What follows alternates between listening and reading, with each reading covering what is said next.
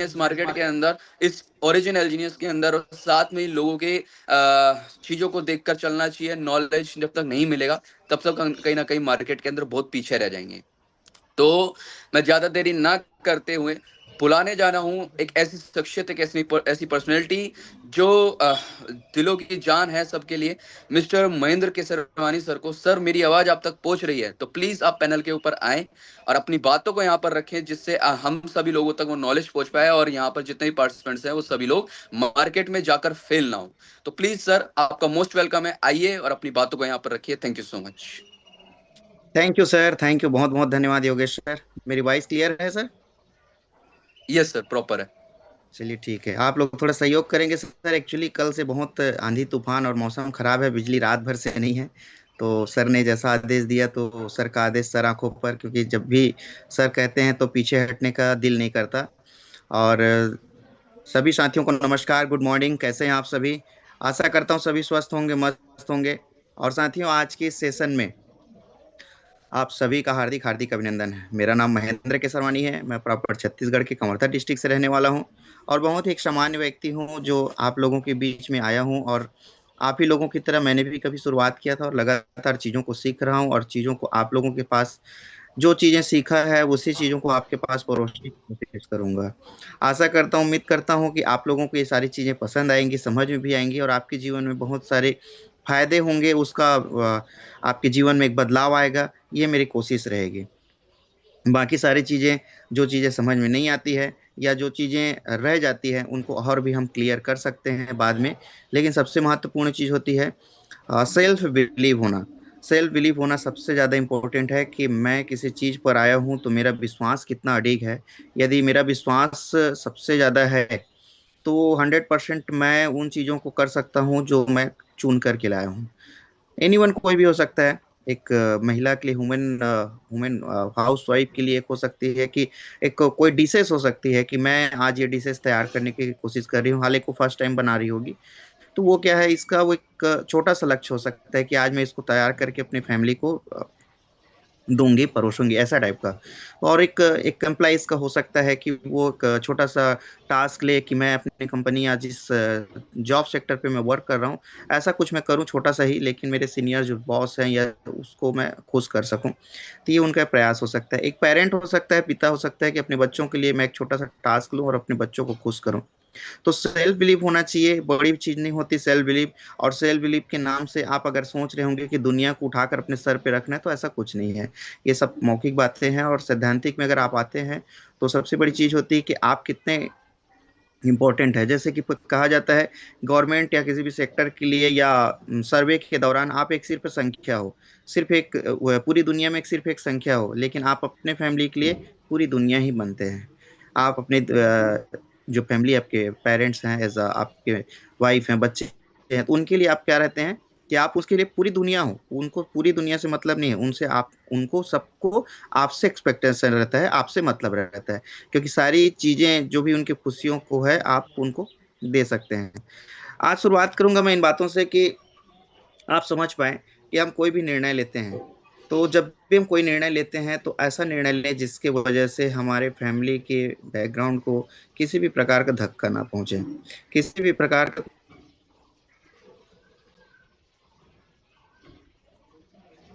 पहले अगर हम अभी फिलहाल जैसे ओरिजिन प्रोजेक्ट में है, तो इसके पहले अगर हम बात करें तो किसी न किसी कार्य में क्षेत्र में तो रहे हुए होंगे।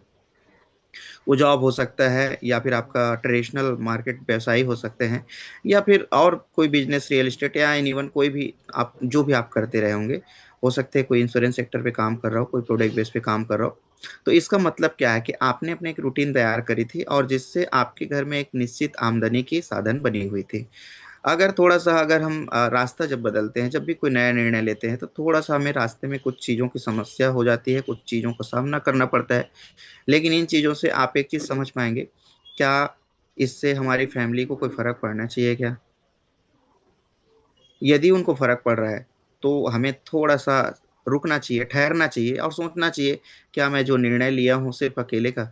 ऐसा हमको बिल्कुल नहीं सोचना चाहिए कि जो निर्णय हमने अकेले के लिए लिए हैं वो सिर्फ हमारे हमारे अकेले का है। उससे हमारे पूरा परिवार प्रभावित होता है, हमारे जनरेशन प्रभावित होता है। एज अ पेरेंट्स के, एज अ फैमिली के, बच्चे के, सबके चीजों जीवन में बहुत बड़ा परिवर्तन आता है। तो हमें इन चीजों का विशेष ध्यान रखना है कि यदि हम जो भी काम करने जा रहे हैं, तो हम जो पुराने रूटीन थी, हमारी पुराने रूटीन का मतलब ये नहीं कि हम कैसे खाते थे, कैसे सोते बैठते थे, ये रूटीन की बात नहीं कर रहा हूँ। मैं बात कर रहा हूँ कि आप लोगों के जीवन में जो आपकी आमदनी का सोर्स था, आपके फैमिली को जिस तरह से आपने ट्रीट किया है अभी तक के, तो उन लोगों के जीवन में ये चीजों की परिवर्तन नहीं आनी चाहिए। क्योंकि उनके जीवन में अगर इसकी परिवर्तन आती है तो वो आपको फिर छेड़ना शुरू कर देंगे। और छेड़ना उनके स्वाभाविक है, उनका राइट्स है, उनका अधिकार है। क्योंकि जैसे कि देखो, एक सपोज मान के चलिए कोई कंपनी में कोई व्यक्ति जॉब कर रहा हो, और मान लो उसकी 50,000 सैलरी हो, 50,000 की सैलरी हो, और नेक्स्ट ईयर या अगले 2 साल में उसकी सैलरी में भले 1% की इजाफा ना हो, इसमें कोई दिक्कत नहीं है। लेकिन आपके जो सैलरी मिल रहा है, अगर उसमें से 5% की कटौती हो, तो आई थिंक सो आप लोगों को कैसा फील होगा। चैट ओपन है, आप बता पाएंगे। अगर आपकी सैलरी में 5% का कटौती होता है तो आपको कैसा फील होगा? Please reaction. और अगर चैट ऑफ हो, हाँ, नो, गुड, सिर्फ सिंगल। और भी रिएक्शन आ सकते हैं यदि यहाँ पे लोग हैं, मौजूद हैं तो। सिर्फ अगर उनका मोबाइल होगा यहाँ पे मौजूद तो नहीं आएगा। इस बात को मैं समझ सकता हूँ और आपकी समस्या को भी समझ सकता हूँ। तो यदि आप, हाँ, कुछ लोग रिएक्शन के माध्यम से दे रहे हैं। मैं चाहूंगा अगर चैट अभी ऑन है तब तक क्या आप बातें कर सकते हैं। और जब तक हम बातें करेंगे तब तक वेरी बैड, गिल्टी फील होगा, अच्छी बात नहीं है, टेंशन होगा, बहुत तकलीफ होगी। मतलब ये क्या होगा पता है, जस्ट लाइक हमारी फैमिली है। आपके जीवन जैसे कि आपको सैलरी नहीं मिलने पर जो समस्याएं आपको महसूस हो रहा है, सेम वही चीजें आपकी फैमिली है। यदि आपने फैमिली के लिए एक पैकेज बना के रखा है, अगर आपको 50,000 की सैलरी है या 50,000 की आपकी इनकम है, एनी वन कहीं से भी, तो आप क्या करेंगे उसमें से जैसे 40,000 या 30,000 जो भी है, 30 से 40,000 आपने अपने घर में कहाँ कहाँ पर खर्च करने हैं। बच्चों की स्कूल फीस, अपने वाइफ को शॉपिंग कराना है, अपने माता पिता के लिए कुछ चीज़ें लेना है, उनके हो सकता है मेडिकल कुछ इशूज हो तो उनके लिए। तो ये सारी चीज़ें आपने पूरी तरीके से तैयार करके रखा है। तो वो क्या होता है कि जब आप अपने इनकम से उन लोगों को उन सारी चीज़ों को प्रोवाइड नहीं करा पाते, तो वो लोग फिर आपको रिटर्न छेड़ना शुरू कर देते हैं। इन बातों को आप समझ पाते हैं। वैसे ही जैसे कि आपके इनकम के, आपके सैलरी पर आपके जो बॉस है या जहां से आप काम करते हैं, वहां पर अगर 5% की कटौती हुई तो ये आपको तकलीफ जाएगा। सेम वैसे ही हमारे घर में जो रूटीन बनी हुई है, हमारी फैमिली को जो चीजें चाहिए, अगर हम उनको देने से कमी करते हैं तो वहां पर फिर वो रिटर्न हमको छेड़ना शुरू कर देते हैं। और जब वो छेड़ते हैं तो हमारा पूरा काम, हमारा कारोबार, हमारा सिस्टम, सब कुछ बिगड़ जाता है। जस्ट लाइक एक बॉडी में, जैसे कि सबसे महत्वपूर्ण होता है पूरे शरीर में हर एक अंग का अलग अलग काम है। और शरीर के हर एक मांसपेशियों का, आंतों का अलग अलग काम है। बट सबसे इम्पोर्टेंट जो काम होता है वो शरीर के अंदर होता है, वो डाइजेस्टिव सिस्टम सबसे मुख्य काम है। डाइजेस्टिव सिस्टम जो है, डाइजेशन जो बोलते हैं, उसके वजह से आपके पूरे शरीर को प्रभावित किया जा सकता है। वहीं से गैस बनता है, वहीं से हार्ट प्रॉब्लम, ब्लॉकेज है। सारा चीज आपके खाने और उसको डाइजेस्ट करने के बीच का ही खेल रहता है, सारा चीज। तो आप देखे होंगे कि जब एक जगह कोई चीज, मुख्य चीज छेड़ा जाता है, तो जैसे आपका डाइजेस्टिव सिस्टम छेड़ा जाता है, वो खराब हो जाता है। तो आप क्या क्या होता है, आपका जो शरीर है वो आपका साथ छोड़ना, या मतलब साथ ना देने टाइप का हो जाता है। और आपको हमेशा शरीर में तकलीफ महसूस होगी, दर्द होगा, गैस बनी रहेगी, खाने पीने में आपको मतलब कहीं भी जाने आने का भी मन नहीं लगेगा, क्योंकि आपको लगेगा मेरा स्वास्थ्य ही ठीक नहीं है तो मैं कहाँ जाऊं। तो इस तरह से आपके पूरे जीवन मतलब क्या कहना चाहिए, अस्त व्यस्त हो जाता है। और इसके चलते हमारा शुरुआत कहाँ से हुआ था, डाइजेस्टिव सिस्टम से। तो वैसी एक एक प्रॉब्लम की वजह से, जो कि मुख्य प्रॉब्लम है, तो वहां की इस प्रॉब्लम को जब तक हम रिकवर नहीं करते, उनको ट्रीट नहीं करते, तब तक की इन बहुत सारी समस्याओं का हमें सामना करना पड़ता है। तो वैसे ही परिवार में है, यदि आपका इनकम, आपकी सैलरी, आपके जहां से भी इनकम, जॉब से भी जहां से भी आता है, तो आप क्या कर सकते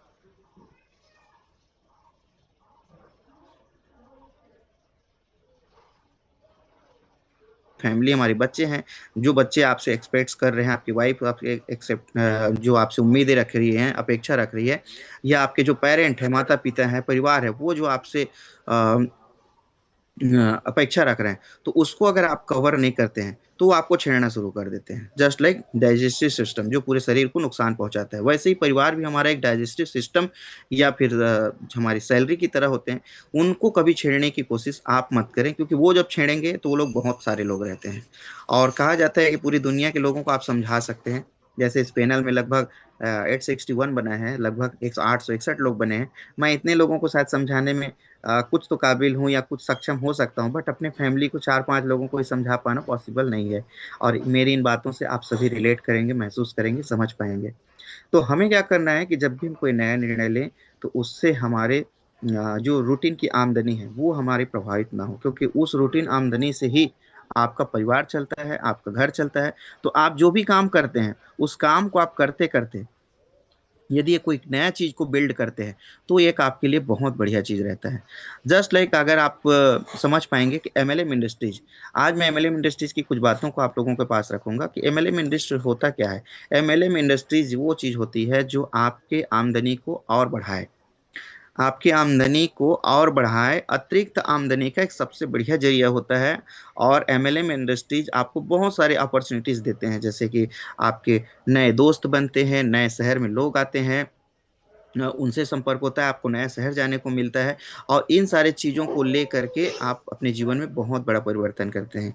यहाँ पर लगभग 950 लोग हो चुके हैं, और इन इतने सारे लोगों में बहुत सारे लोग हैं जो कि कुछ डॉक्टर्स भी होंगे, हो सकते हैं एक दो एडवोकेट एडवोकेट भी होंगे, पुलिस मैन भी हो सकते हैं, शिक्षक भी हो सकते हैं, और व्यवसायी भी हो सकते हैं, सब हो सकते हैं इसमें।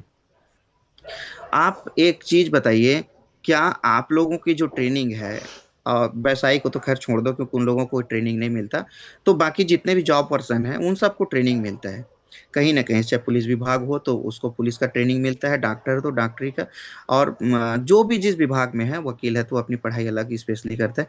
तो सारे लोगों को अलग से ट्रेनिंग मिलता है, ठीक है। और वो उस ट्रेनिंग के दौरान, उस प्रैक्टिस के दौरान वो काफी एक्सपर्ट हो जाते हैं, और अपने क्षेत्र में काफी अच्छे महारत हासिल कर लेते हैं। लेकिन एमएलएम इंडस्ट्रीज क्या होता है पता है?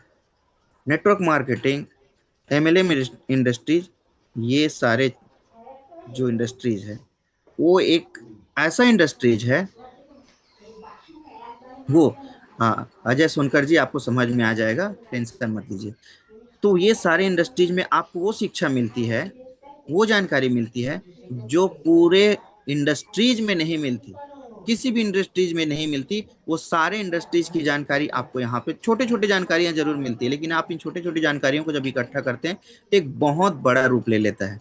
और यहाँ पर आप सारे चीज पर एक्सपर्ट होते हैं, आपकी लाइफ स्टाइल चेंज हो जाता है, आपकी जीवन शैली बदल जाती है, आपके खान पान है, आपके लेने देने की प्रक्रिया है, कैसे आपको रहना चाहिए, अपनी फैमिली को कैसे बैकअप देना चाहिए, इन सारी चीज़ों पर आप यहाँ पे एक्सपर्ट होते हैं। और यहाँ की ट्रेनिंग, यहाँ के प्रशिक्षण जो है इसीलिए महत्वपूर्ण रहता है, और इसी कारण सीनियर्स जो है आपको हमेशा प्रमोट करते हैं कि आप इस इंडस्ट्रीज पे आइए, एमएलएम इंडस्ट्रीज पे आइए।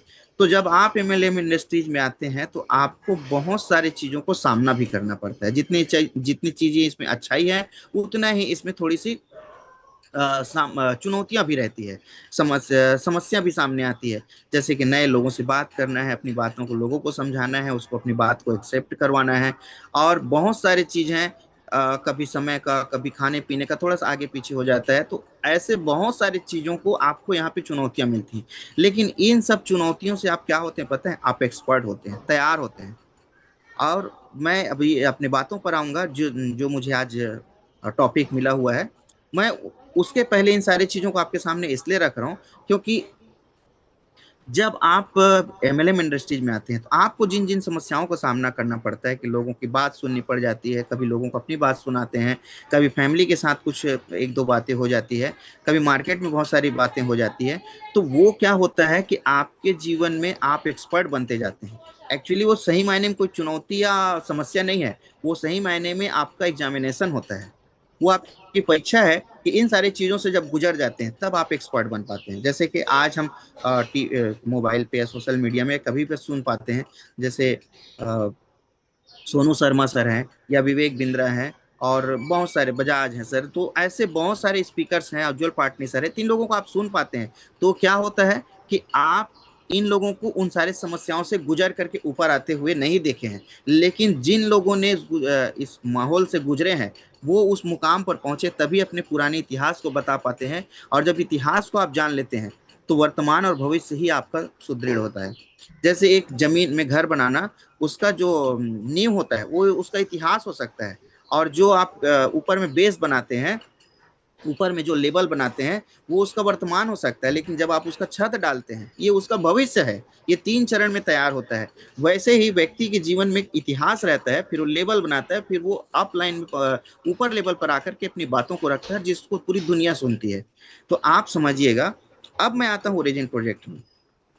ठीक है, ओरिजिन प्रोजेक्ट में आता हूँ, और इन सारी चीज़ों को जो शुरू में बताया हूँ शायद कुछ लोगों को समझ में नहीं आया होगा और कुछ लोगों को आया भी होगा, नो डाउट, इसमें कोई बात नहीं है। तो हर चीज़ें सबको समझ में आए कोई ज़रूरी नहीं है।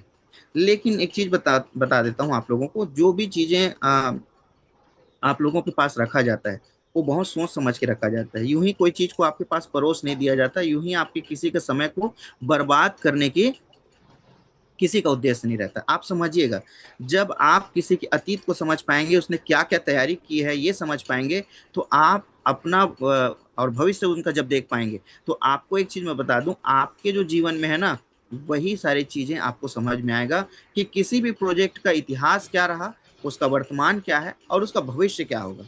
इसको हमको समझना है, और किन किन समस्याओं से गुजर करके वो यहाँ तक के पहुंचे हैं।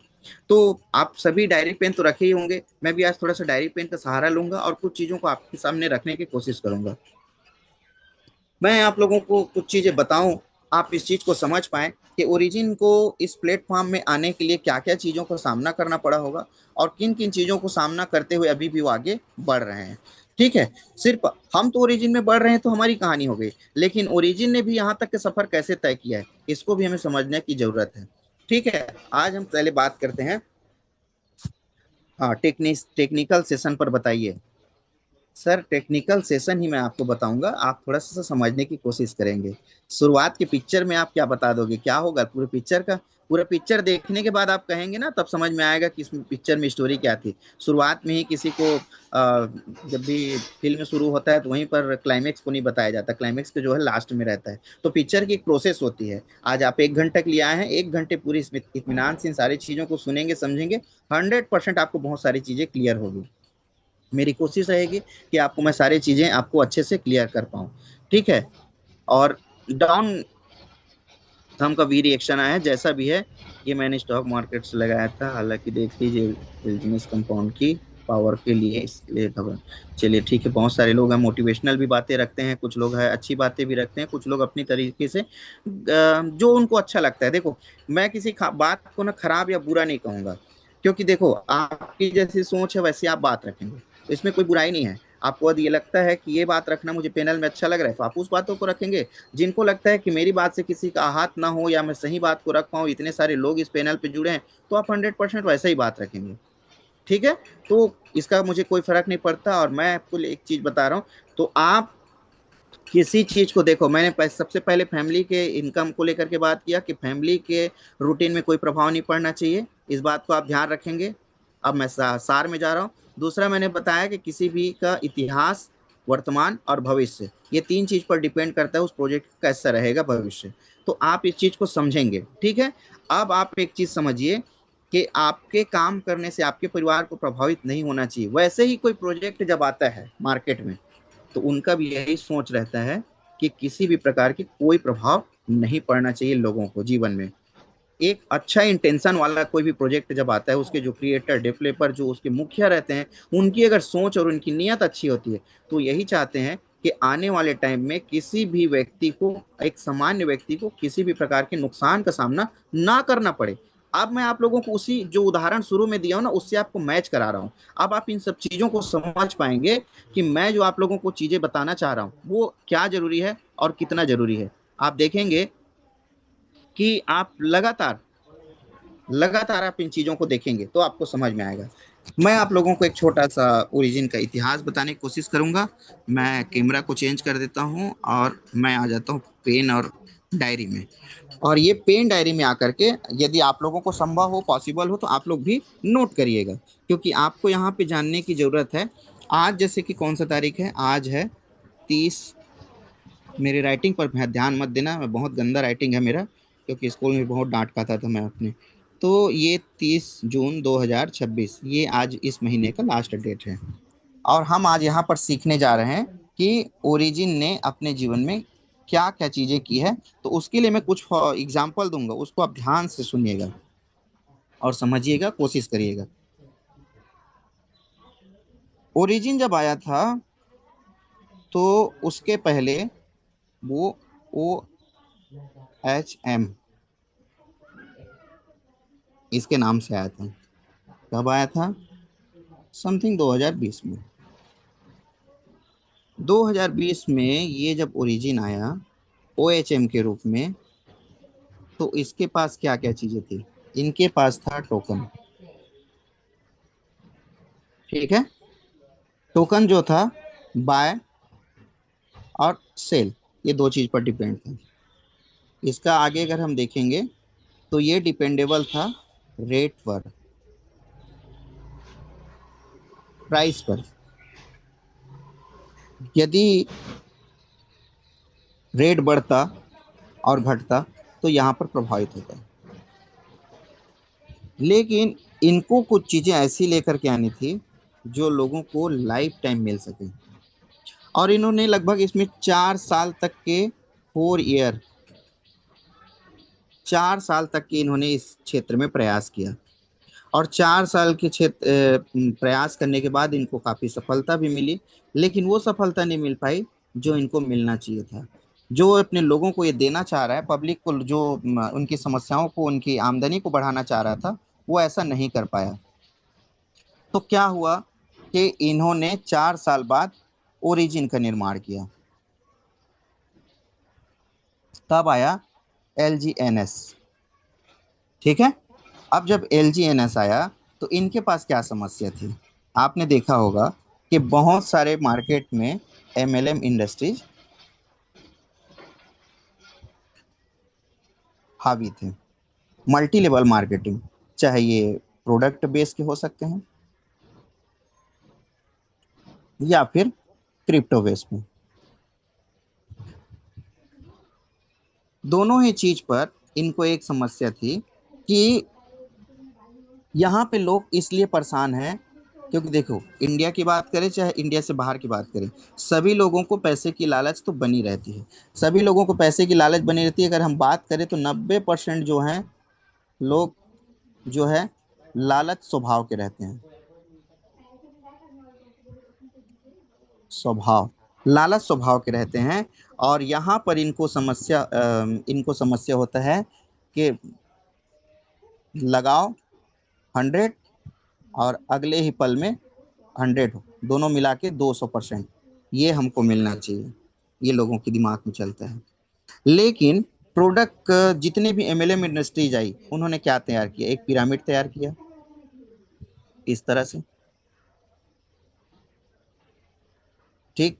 और यहाँ पर आ करके लोगों की जो लालच का था वो समाप्त हो गया। कैसे हो गया? ये एक पिरामिड तैयार किया गया कि इस तरह से अगर आप काम करते हैं और एक भी अगर गोला खाली रहता है तो आपको इनकम नहीं आएगा। ठीक है।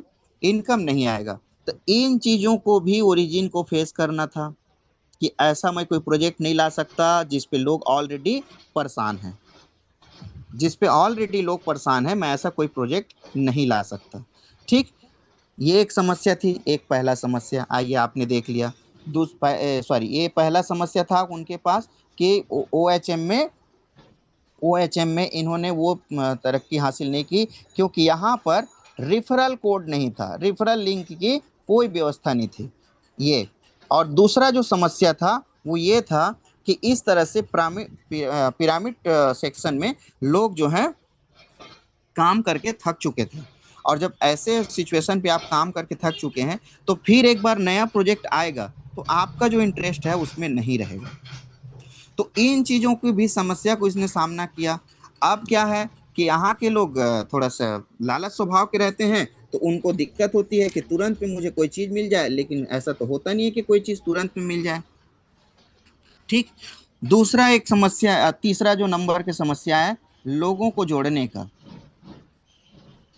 लोगों को जोड़ना। अब आप एक चीज बताइए, लोगों को जोड़ने का मतलब क्या होता है? जब भी आप अभी भी किसी प्रोजेक्ट को, इस ओरिजिन के इस प्रोजेक्ट को लोगों के पास लेकर के जाते होंगे, उनको जब प्लान समझाते होंगे, तो उनके दिमाग में एक बात आता होगा, क्या जोड़ने का काम है क्या? कोई सामान खरीदने का काम है क्या? पैसा लगाने का काम है क्या? तो लोग इससे भी त्रस्त हैं, इससे भी परेशान हैं। और ओरिजिन को भी इस समस्या का भी सामना करना पड़ा। वो ऐसा भी कोई प्रोजेक्ट नहीं लाना चाह रहा था जिससे लोगों को जोड़ने का एक बात सबसे पहले आए, सबसे पहले आए। ऐसा ओरिजिन के कम्युनिटी और जो ऊपर में टॉप लोग बैठे हैं वो ये नहीं चाह रहे थे। ठीक है, मैं रेट पर भी आऊंगा, टेंशन मत लीजिए।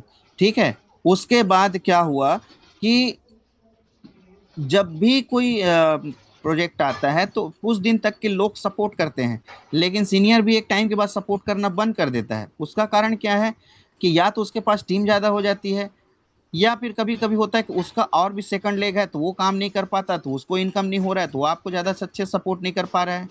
तो इन सारे समस्याओं को फेस करते करते यहाँ तक ओरिजिन पहुंचा कि क्रिप्टो इंडस्ट्रीज में ऑलरेडी नाम कमा करके बैठे हुए हैं, जैसे आपका बीटीसी हो गया और ईटीएच हो गया।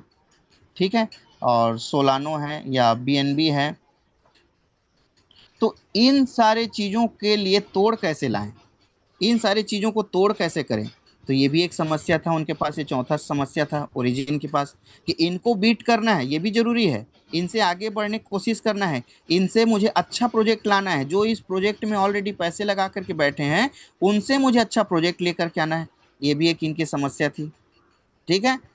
अब इसके पास यदि एक और जो समस्या थी कि लोगों के भरोसे को जीतना, लोगों के भरोसे को जीतना। ठीक है। लोगों को या तो कहो भरोसा दिलाना। ठीक है। लोगों को भरोसा दिलाना। अब आप एक चीज समझिए, ये उनकी पांचवी समस्या थी। ठीक है। और कम समय में ज्यादा कोई प्रॉफिट दे सके, ये इनकी छठवीं समस्या। कम समय में, क्योंकि आप लोग ज्यादा प्रॉफिट, ज्यादा प्रॉफिट इसका मतलब क्या हुआ कि ऑलरेडी इधर आप देखेंगे पहले पेज पे नेटवर्क मार्केटिंग में लोग काम करके पैसे कमा रहे थे, बट यहाँ पे उतना जल्दी पैसा नहीं बनता। यहाँ जब आएंगे तो हम देख पाएंगे कि जो जितने भी क्रिप्टो इंडस्ट्रीज है वहाँ पर ऑलरेडी लोगों ने पैसे लगा करके रखे हुए हैं। लेकिन इसका तोड़ मुझे लाना है तो लोगों का भरोसा दिलाना पड़ेगा कि मैं जिस प्रोजेक्ट को लाया हूँ लोगों के लिए भविष्य का काम करेगा, और कम समय में ज़्यादा प्रॉफिट। कम समय मतलब कहने का मतलब इतना कम समय नहीं, जैसे प्रोडक्ट बेस में जो समय लगता है, जैसे कि 4 साल 5 साल समय देने के पास कोई बात, कोई व्यक्ति लाखों रुपए की इनकम में पहुंच पाता है, उसको मुझे तुरंत कैसे मैं तैयार कर सकूं, इसके लिए भी एक बहुत बड़ी चुनौती थी इसके पास। तो इन सब चीज़ों को फेस करते करते इनके जो सारे चीज़ों को कैलकुलेशन किए, समझ में आए, तब जाकर के इस प्रोजेक्ट का निर्माण हुआ है। अब इन जितने भी सवाल थे, चारों पांच छठों समस्या, उन सब समस्याओं को मैं आप लोगों के सामने कंटिन्यू क्लियर करूंगा। लाइट का कोई भरोसा नहीं है, कोशिश करूंगा कि मैं अपनी बातों को रख पाऊं, और जहां पर ये समस्या आएगी तो आप लोग थोड़ा सा हेल्प करेंगे। तो ये चीज़ें मैं आप लोगों को फिर से बता देता हूँ। ठीक है। तो ये पहला उनका समस्या था कि टोकन था तो उनके पास रेफरल नहीं थी, जिसके कारण क्या थे, लोग इस पर पैसे तो लगाए लेकिन लोगों ने प्रमोट नहीं किया। ठीक है।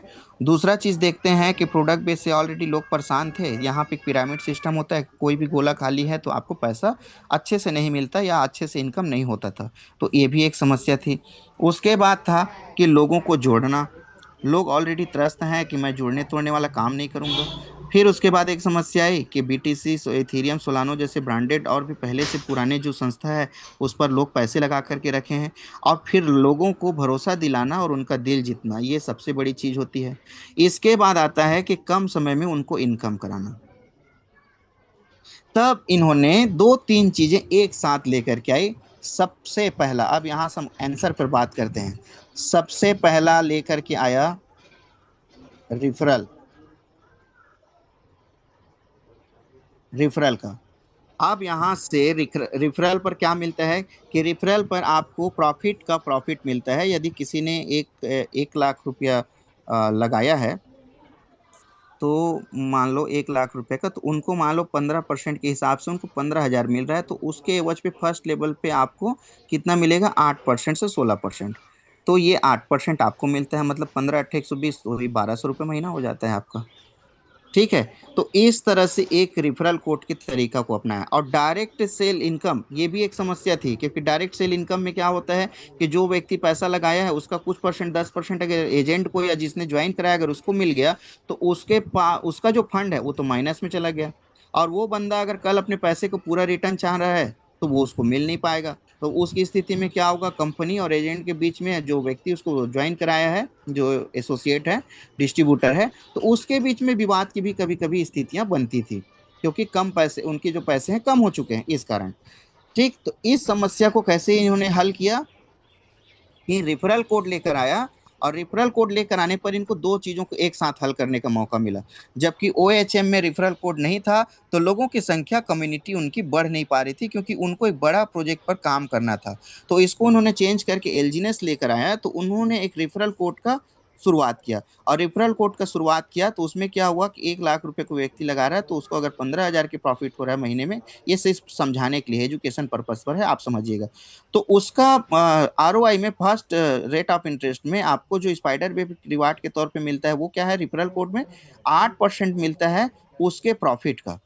जो उनको प्रॉफिट होता है उनका 8% मिलता है। इसको हमने समझने के लिए यहाँ पर आप 15 × 820 करके 1200 रुपये हमने लिख लिया है। हालांकि ये सारी चीजें अलग चीज होता है। ठीक है। उसके बाद दूसरा चीज आया कंपाउंड का। ठीक है, कंपाउंड सिस्टम। और कंपाउंड सिस्टम की निर्माण किसने किया था, इथेरियम ने। ठीक है, बीटीसी के पास नहीं है ये इथेरियम ने शुरू किया था। और इथेरियम ने शुरू करके एक नया रिवॉल्वेशन लेकर के आया था कि लोगों को वो कंपाउंड करके दे, जो उनका टोकन या क्वाइन जो भी होल्ड है उसको कैसे वो रख करके कुछ दिन रखे, उसके बाद उसको बढ़ा करके दे। और यहाँ पर भी वही चीज होता है, कंपाउंड। अगर हम बात करें आज के डेट में, एक अगर 100 टोकन की बात करें, तो जो है एक महीना में, एक माह में कितना हो जाता है, 100 टोकन जो है आपका लगभग 120 टोकन हो जाता है। और यही अगर हम 3 माह की बात करें, तो ये 3 माह में आपको लगभग 180 टोकन के आसपास हो जाता है। और यही अगर आपको 5 माह रखते हैं या 6 माह रखते हैं, सीधा 6 माह की मैं बात करूं, तो ये 100 टोकन आपका लगभग 200 टोकन से प्लस हो जाता है। तो ये क्या हुआ आपके यहाँ पर जो रेट की समस्या थी, मैं फिर से आऊंगा, ओएचएम में रेट बाय और सेल के ऊपर ही डिपेंड था। मगर यहाँ पर इन्होंने क्या किया कि एक कंपाउंड सिस्टम लेकर आया। कंपाउंड सिस्टम लेकर आया तो इनका जो टोकन था वो 100 टोकन एक महीने में 120 हो रहा है, तो 3 महीने में लगभग 180 हो रहा है, तो चार चार में 6 महीने में लगभग 200 टोकन या उससे भी प्लस हो रहा है। और यहीं पर अगर आप 100 टोकन को 1 साल के लिए अगर आप रखते हैं, तो ये लगभग 700 से 800 टोकन, ये सिर्फ समझाने के लिए है, जो भी है ओरिजिनल आप स्केल में जाएंगे कैलकुलेटर में तो आपको पता चल जाएगा। तो इस तरह से कंपाउंड होना शुरू हुआ। तो दो चीजें यहाँ पर उनके समस्या को हल किया। एक तो लोगों की जोड़ने वाली जो समस्या है कि उनका डायरेक्ट सेल इनकम को खत्म किया, और लोगों को इनकम भी दिया लेकिन सामने वाले व्यक्ति का फंड का डिस्ट्रीब्यूट भी नहीं किया। और ये रिफरल कोड जब आया, तब लोगों ने लोगों से मिलने की कोशिश की। ठीक है, क्योंकि लोगों को जोड़ने से, लोग तो ऐसे ही परेशान थे, लोगों को जोड़ना कोई चाह नहीं रहा था। तो यहाँ पे क्या हुआ कि भैया आपका डायरेक्ट सेल इनकम मुझे नहीं मिलता, आप मेरे साथ यदि आते हैं तो ठीक है, नहीं आते हैं तो ठीक है। क्योंकि उसका जो जड़ बेस है वो क्या है, ये कंपाउंड। कंपाउंड आप जो नॉ ये क्या है, नॉन वर्किंग है।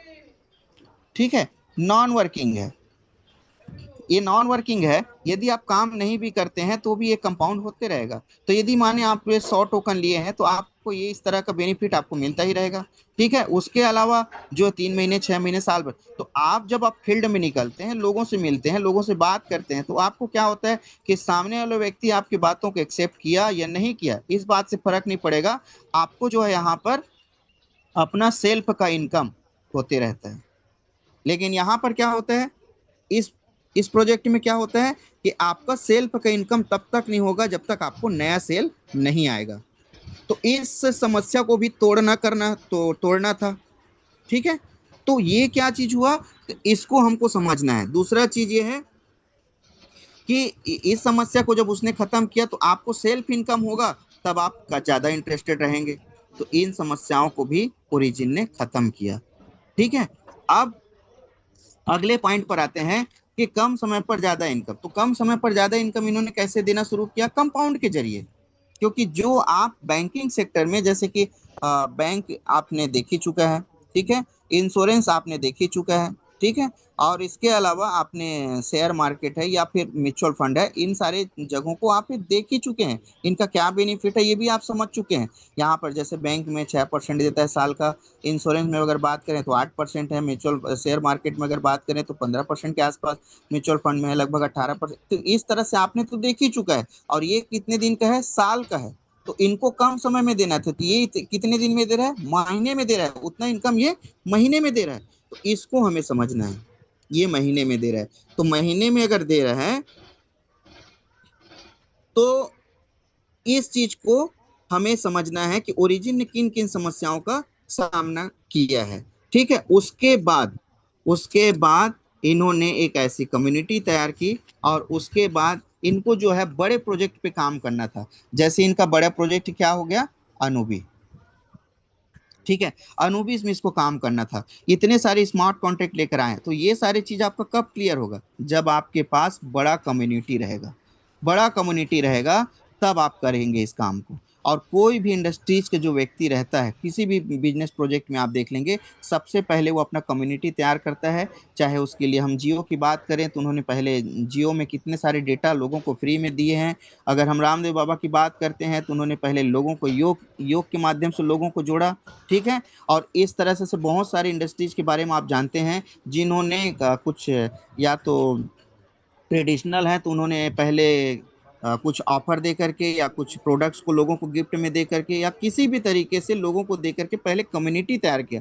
और जब कम्युनिटी तैयार हो जाती है तो उनका जो प्रोजेक्ट है 100% सफल हो जाता है, क्योंकि वो जब उसके पास कम्युनिटी रहेगी। अभी आपने देखा है कि जब ओ एच एम से जब एलजी ने शुरुआत हुआ, तो आपने देखा होगा कि इतना जल्दी 1 महीने के अंतर्गत में ही $84 का ये हो चुका था। ठीक है, $84 995 के आसपास पहुंच चुका था। तो ये कैसे हुआ, क्योंकि ओ एच एम का एक कम्युनिटी था। ज्यादा बड़ा तो नहीं था लेकिन कम्युनिटी था। और वो सभी जानते थे कि एलजी ने जो है इसी का प्रोजेक्ट है, और इस पे उस टाइम में शुरुआत में सिर्फ और सिर्फ क्या हुआ, बाय हुआ, सिर्फ खरीदारी हुई। तो बिक्री होने के लिए थोड़ा सा समय लगता है, तो पहले लोग खरीदते हैं, तो रेट इसी तरह हाइप होता है, रेट इसी तरीके से हाइप होता है। लेकिन धीरे धीरे जैसे आज रेट डाउन हो गया है, अभी 2 पॉइंट कुछ में जैसे चल रहा है डॉलर में, तो इस पर भी हम चर्चा करेंगे। तो आज यहाँ तक के पहुंच चुका है। ठीक है, तो तब ये सेल सिर्फ बाय हो रहा था, क्या हो रहा था, $84 तक के या उससे नीचे आते आते तक के सिर्फ बाय हो रहा था, और $84 तक पहुंचते तक। अब उसके बाद क्या हुआ, लोगों ने अपना प्रॉफिट बुक किया और लोग अब क्या करना शुरू कर दिए, सेल करना शुरू कर दिए। और सेलिंग प्रेशर जितना ज्यादा रहेगा उतना ही ज्यादा रेट डाउन जाएगा। सेलिंग प्रेशर जितना ज्यादा रहेगा उतना ही रेट ज्यादा डाउन होगा। बाइंग प्रेशर ज्यादा रहा तो रेट बढ़ गया। अब इसका एक उदाहरण हम इससे भी देख सकते हैं, जी एल जीनेस से देख सकते हैं। जी एल जीनेस को देख सकते हैं, $50 से स्टार्ट हुआ था, और $50 मतलब ₹5,000 से स्टार्ट हुआ था, और अभी 1 लाख प्लस में रन कर रहे हैं। ठीक है, ये हमको क्या समझ में आता है कि जब शुरुआत में कोई भी चीज हाइप होता है, मैं आप लोगों के रेट की जो समस्या है ना उसी को मैं आपको क्लियर करना चाह रहा हूँ। तो ये क्या हुआ कि इनके पास जब शुरुआत में ओरिजिन का OHM से जब एलजीनेस में आए, तो एलजीनेस में लोगों ने भर भर के बाय किया, और यही कारण है कि इसका रेट हाइप हुआ। और फिर धीरे से लोगों ने प्रॉफिट को बुक किया, और प्रॉफिट को बुक करके क्या करना शुरू किया, बेचना शुरू किए। तो धीरे धीरे करके क्या है, रेट डाउन होते गया। और अभी तक क्या आपने जैसे देखा है कि कई लोगों को सवाल रहता है कि जितना रेट ये हाइप हुआ था, आज तक के अपने रिटर्न रेट को नहीं छुआ है। मतलब जो भी रेट से नीचे आता है उस रेट को दोबारा ही नहीं छू पाता। सही है। लेकिन एक चीज बताइए, यहाँ पर क्या सेलिंग प्रेशर बाइंग प्रेशर से ज्यादा हो पा रहा है? बाइंग प्रेशर जो है, खरीदी जो है, बिक्री से बढ़ पा रहा है क्या? जितना बिक्री हो रहा है उसके अनुपात में खरीदी नहीं हो पा रहा है। और जब बिक्री के अनुपात में खरीदी नहीं बढ़ेगी, तो सीधी सी बात है, जितना रेट उसका रेट तो गिरेगा ही गिरेगा। ज्यादा खरीदारी होगा तो रेट बढ़ेगा, और ज्यादा बिक्री होगा तो रेट घटेगा, ये नेचुरल है।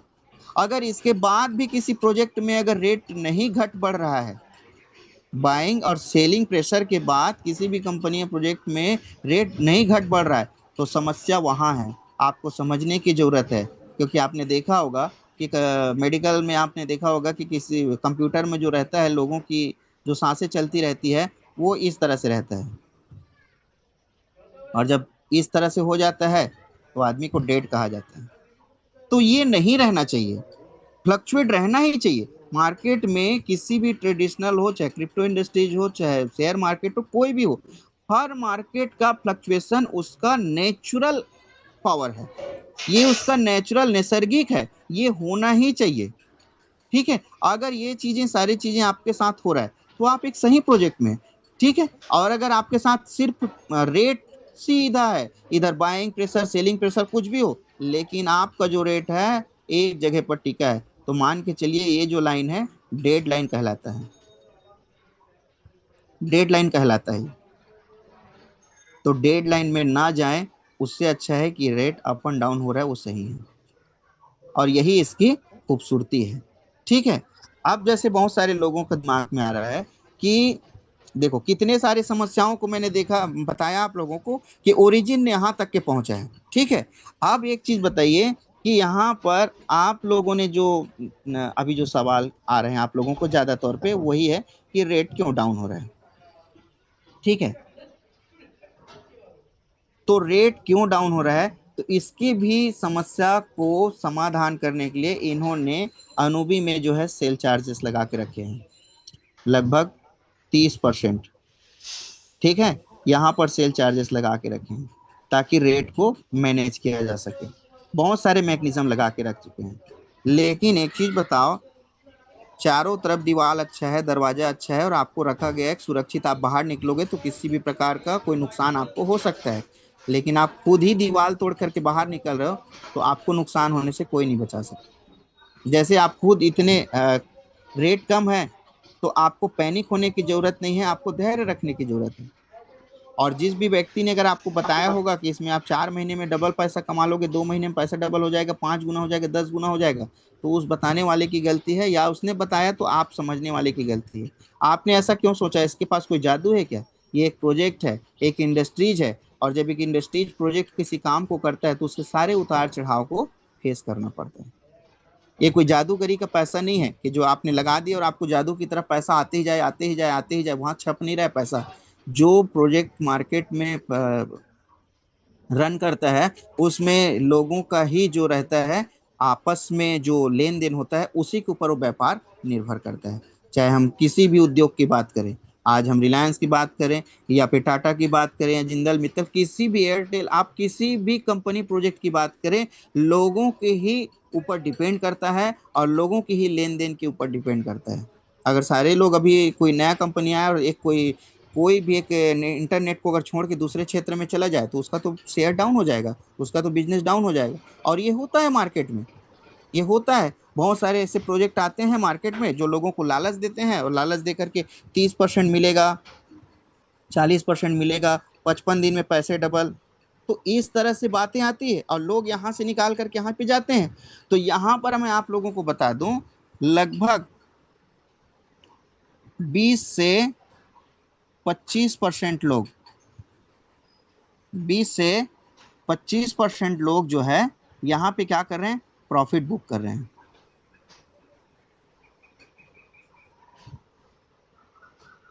प्रॉफिट बुक कर रहे हैं, ठीक है। लेकिन 75 से 80% लोग पैनिक सेल कर रहे हैं। पैनिक सेल, ये आप समझ में आ रहा है? ये 20 से 25% वो लोग सेल कर रहे हैं जिनको प्रॉफिट हुआ है, जैसे उनका कंपाउंड हुआ है, जो कंपाउंड हुआ है उसको प्रॉफिट करके निकाल रहे हैं, जैसे कि हम सभी को बताते हैं कि आप भी निकालिए करके।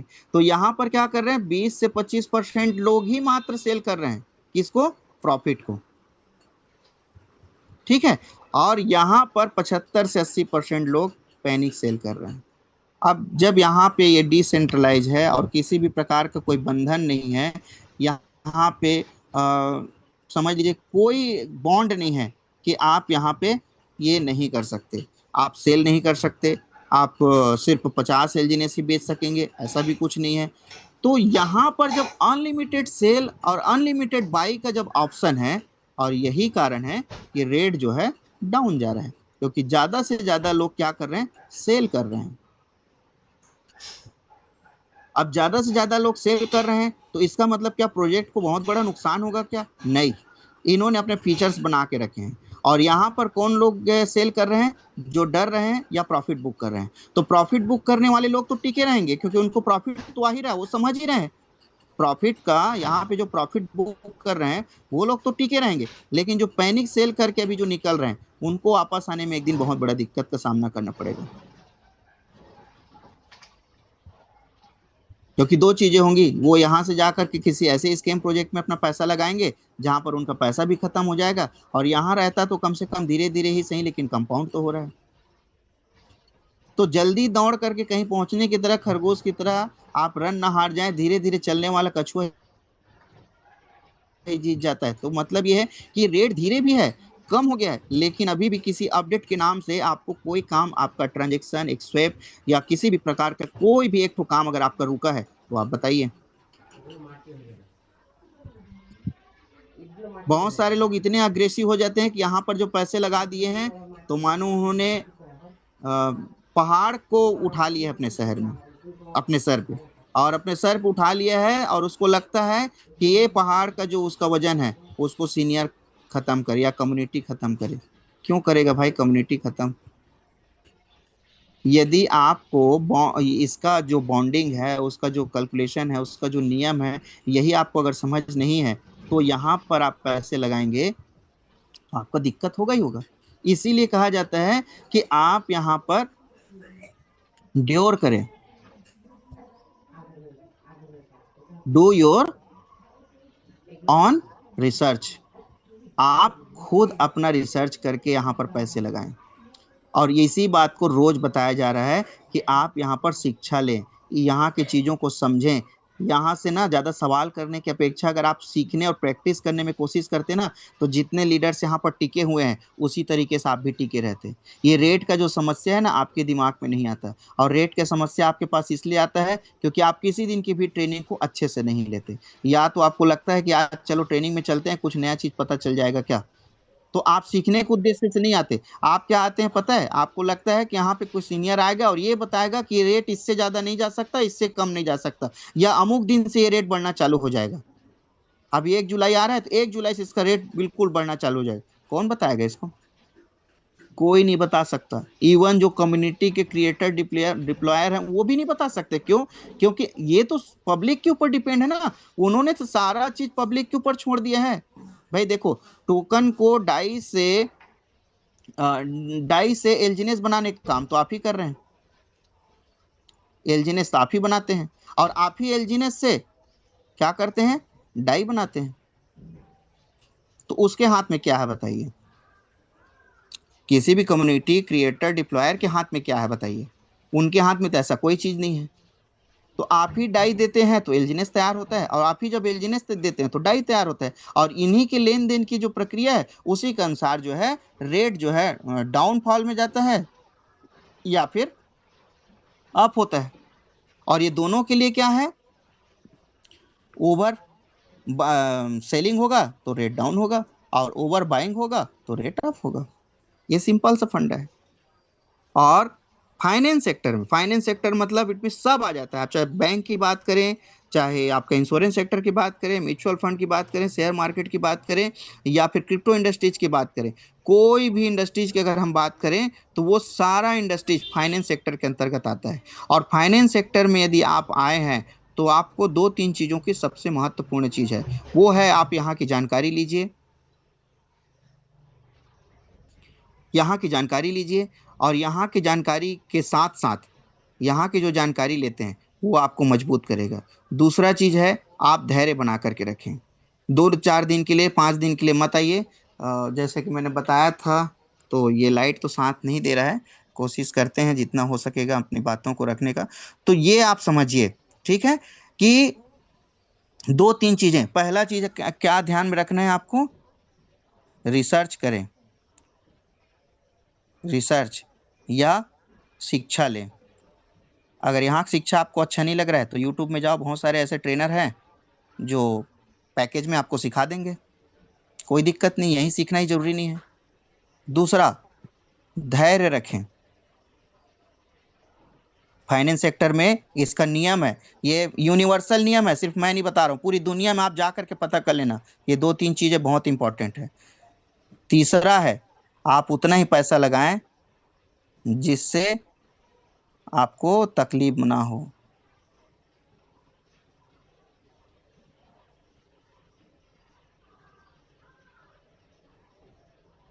तकलीफ ना हो, ठीक। मेरे राइटिंग पर मत जाना, मैंने शुरू में ही रिक्वेस्ट किया था आप लोगों को। तो पहला काम क्या है, रिसर्च करें। दूसरा काम क्या है, धैर्य रखें।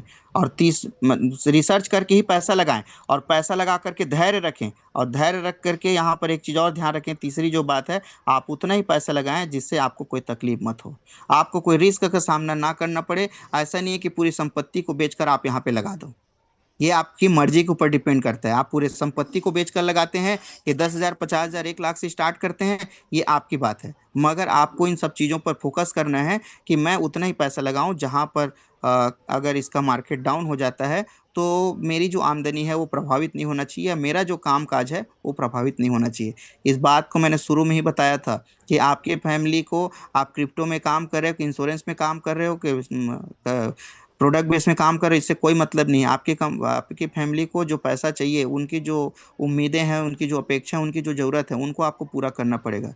तो शुरू में जो बताया उस बात को आप फोकस करिएगा। मैं शुरू में कोई कहानी नहीं बता रहा था, इन्हीं बातों को लास्ट में मैच करूंगा करके बता रहा था। तो उनको प्रभाव मत पड़े, उतना ही पैसा आप लगाइए। जैसे आपका आमदनी 1 लाख रुपए है, तो आप यहाँ पे क्या करें, 20 से 25% ही पैसा लगाएं। क्योंकि आपका 20 से 25% पैसा लगा रहेगा तो आपको दर्द भी कम रहेगा, और दूसरा चीज़ है कि वो अपने आप कंपाउंड होते रहेगा, तो आने वाले टाइम में काफ़ी पैसे हो जाएंगे, ठीक है। और बहुत सारे लोगों ने इनका फायदा भी लिया है, बहुत सारे लोगों ने फायदा लिया हुआ है। क्योंकि जैसे कि बिटकॉइन की हम बात करते हैं कि 1-2 रुपये था, तो अगले 2-3 साल में वो सीधा $1 लाख नहीं पहुंचा है। उन्होंने, इसके लिए लोगों ने 15-16 साल इंतजार किए हैं, और अभी तो 60 लाख से भी कम में रन कर रहा है।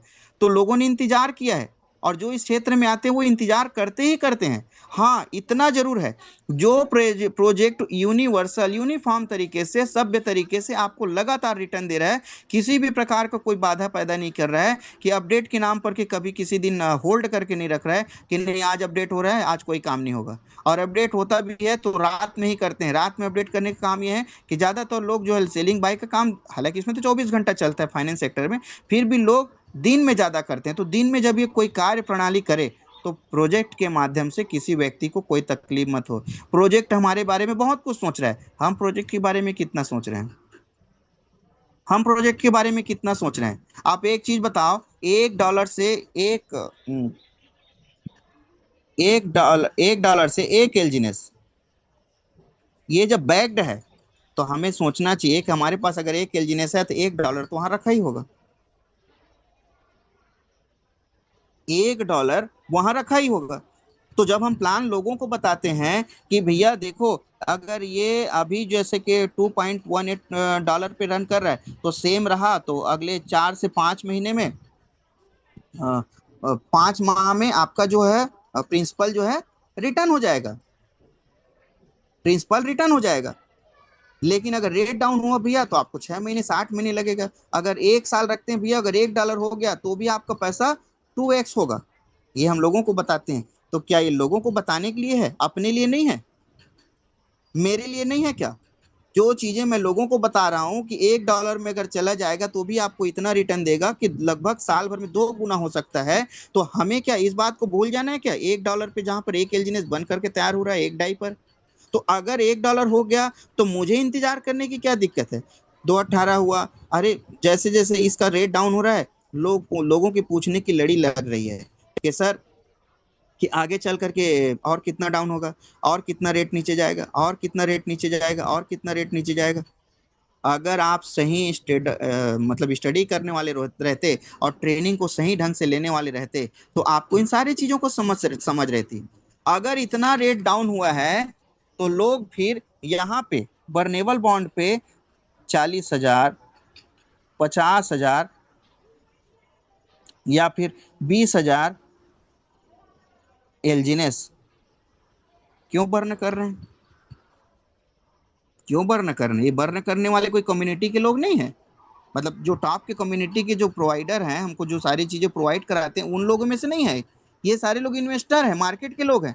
तो इन लोगों को भरोसा है क्योंकि इन लोगों ने इन चीजों को समझा है, इन लोगों ने इन चीजों को समझा है। इसी कारण बर्नेबल बॉन्ड में आप अभी देख सकते हैं 10 करोड़ से ज्यादा टोकन जो है बर्न हो चुके हैं। अब उसके बाद सवाल आ रहा है कि सर 10 करोड़ टोकन जो है बर्न हो चुका है तो रेट क्यों नहीं बढ़ा?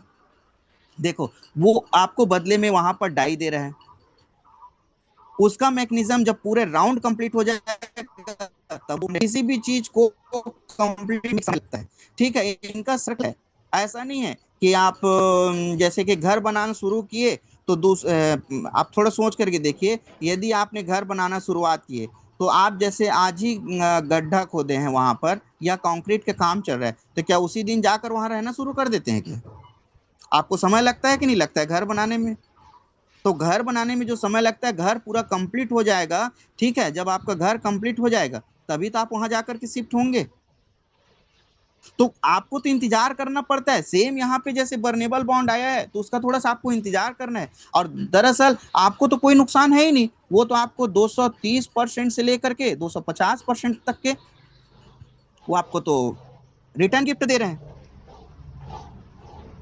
रिटर्न गिफ्ट दे रहे हैं। तो इस चीज को भी समझना है। तो आपका जो एलजीनेस बर्न हुआ उसके बदले तो आपको मिल ही रहा है। ठीक है, लेकिन क्या पहले दिन ही घर में गड्ढा खोदे तो उसी दिन आप वहां पे रहना थोड़ी शुरू कर देते हैं? एक साइकिल है, उसकी एक नियम है, उसका सर्कल है, उसको जब वो कंप्लीट कर लेता है तब वो कंप्लीट करता है। सपोज जैसे कि लकी ड्रॉ यहाँ पर है, ठीक है, लकी ड्रॉ को आप जानते हैं। तो लकी ड्रॉ में क्या होता है, जैसे एक है आवरली है, दूसरा क्या है वीकली है, और तीसरा क्या है मंथली है। तो 1 घंटे, देखो चाहे एक इसको 20,000 टोकन यहाँ पे होना चाहिए। 20,000 टोकन 1 घंटे के अंतर्गत होना चाहिए। अब मान लो 1 घंटे से पहले अगर ये सिर्फ 11,000 टोकन को ही या 16,000 टोकन को ही कर पाया है तो ये अगले घंटे में होगा। क्यों? क्योंकि इसका साइकिल कंप्लीट नहीं हुआ है। और अगले घंटा होगा तो दोनों को लेकर के करेगा वो। लेकिन ऐसा आज तक के हुआ नहीं है। उसके एक साइकिल के अंतर्गत 20,000 से ऊपर ही हो जाता है। वीकली में जैसे उनका जो रेंज है वो वीकली को पूरा कंप्लीट करेगा तब वीकली के बाद ड्रॉ करेगा। ठीक है, वीकली में ड्रॉ करेगा। मंथली का जो रन है मंथली के हिसाब से ड्रॉ करेगा। तो आपको हमको ये समझना है कि इनका जो साइकिल है वो कंप्लीट हो जाएगा तब उस चीज का बेनिफिट मिलेगा। और फिर मैं पिछले पेज पर आऊंगा और ये 3 चीजों को आपको फिर से विशेष ध्यान दिला देता हूँ। सबसे पहले आप रिसर्च करें, जानकारी लें, सीखें, समझें। दूसरा चीज, उसके बाद ही पैसा लगाएं। उसके बाद धैर्य रखें। फाइनेंस सेक्टर में धैर्य रखा जाता है। अगर रिलायंस कंपनी जिस दिन शुरुआत हुआ होगा उस दिन किसी ने 100 रुपये दिया होगा तो आज अरबों खरबों में होगा। लेकिन रिलायंस कंपनी और आज जो चालू आज की बात करें तो 40 साल से ऊपर हो गया। तो समय लगता है, अरबों खरबों है। वो 100 रुपये ही अरबों खरबों रुपए हो चुका होगा, धैर्य रखने पर हुआ है। वो जाकर के धीरू भाई अंबानी से नहीं पूछते थे कि हमारा पैसा कब बढ़ेगा करके। तो समझना, किसी भी सेक्टर की बात करें। दूसरा चीज है धैर्य रखें। और तीसरा सबसे इंपॉर्टेंट है, आप पैसा उतना ही लगाएं जितना आपका पॉकेट अलाउ करता है। आपको घर बार संपत्ति दुकानदारी गाड़ी घोड़ा सब परिवार को बेच करके पैसा नहीं लगाना है। आप उतने ही पैसे लगाएं जहां पर आपका पैकेट अलाउ करता है। और यही अगर आप करेंगे तो ही आपको समझ में आएगा कि इसका जो रेट डाउन जा रहा है वो कैसे मैनेज हो पाएगा। और उसका रेट अगर कम्युनिटी ने $1 पर एक एल्जिनेस ये बैग्ड बना दिया है तो $1 से नीचे नहीं जाएगा। अब कई लोगों को सवाल है, सर पहले इसके पहले बताते थे कि $4 से नीचे नहीं जाएगा जहां से स्टार्ट हुआ है, फिर बोलते हो कि $1 से नीचे चल नहीं जाएगा, और मान लो $1 से नीचे चला गया तो क्या होगा।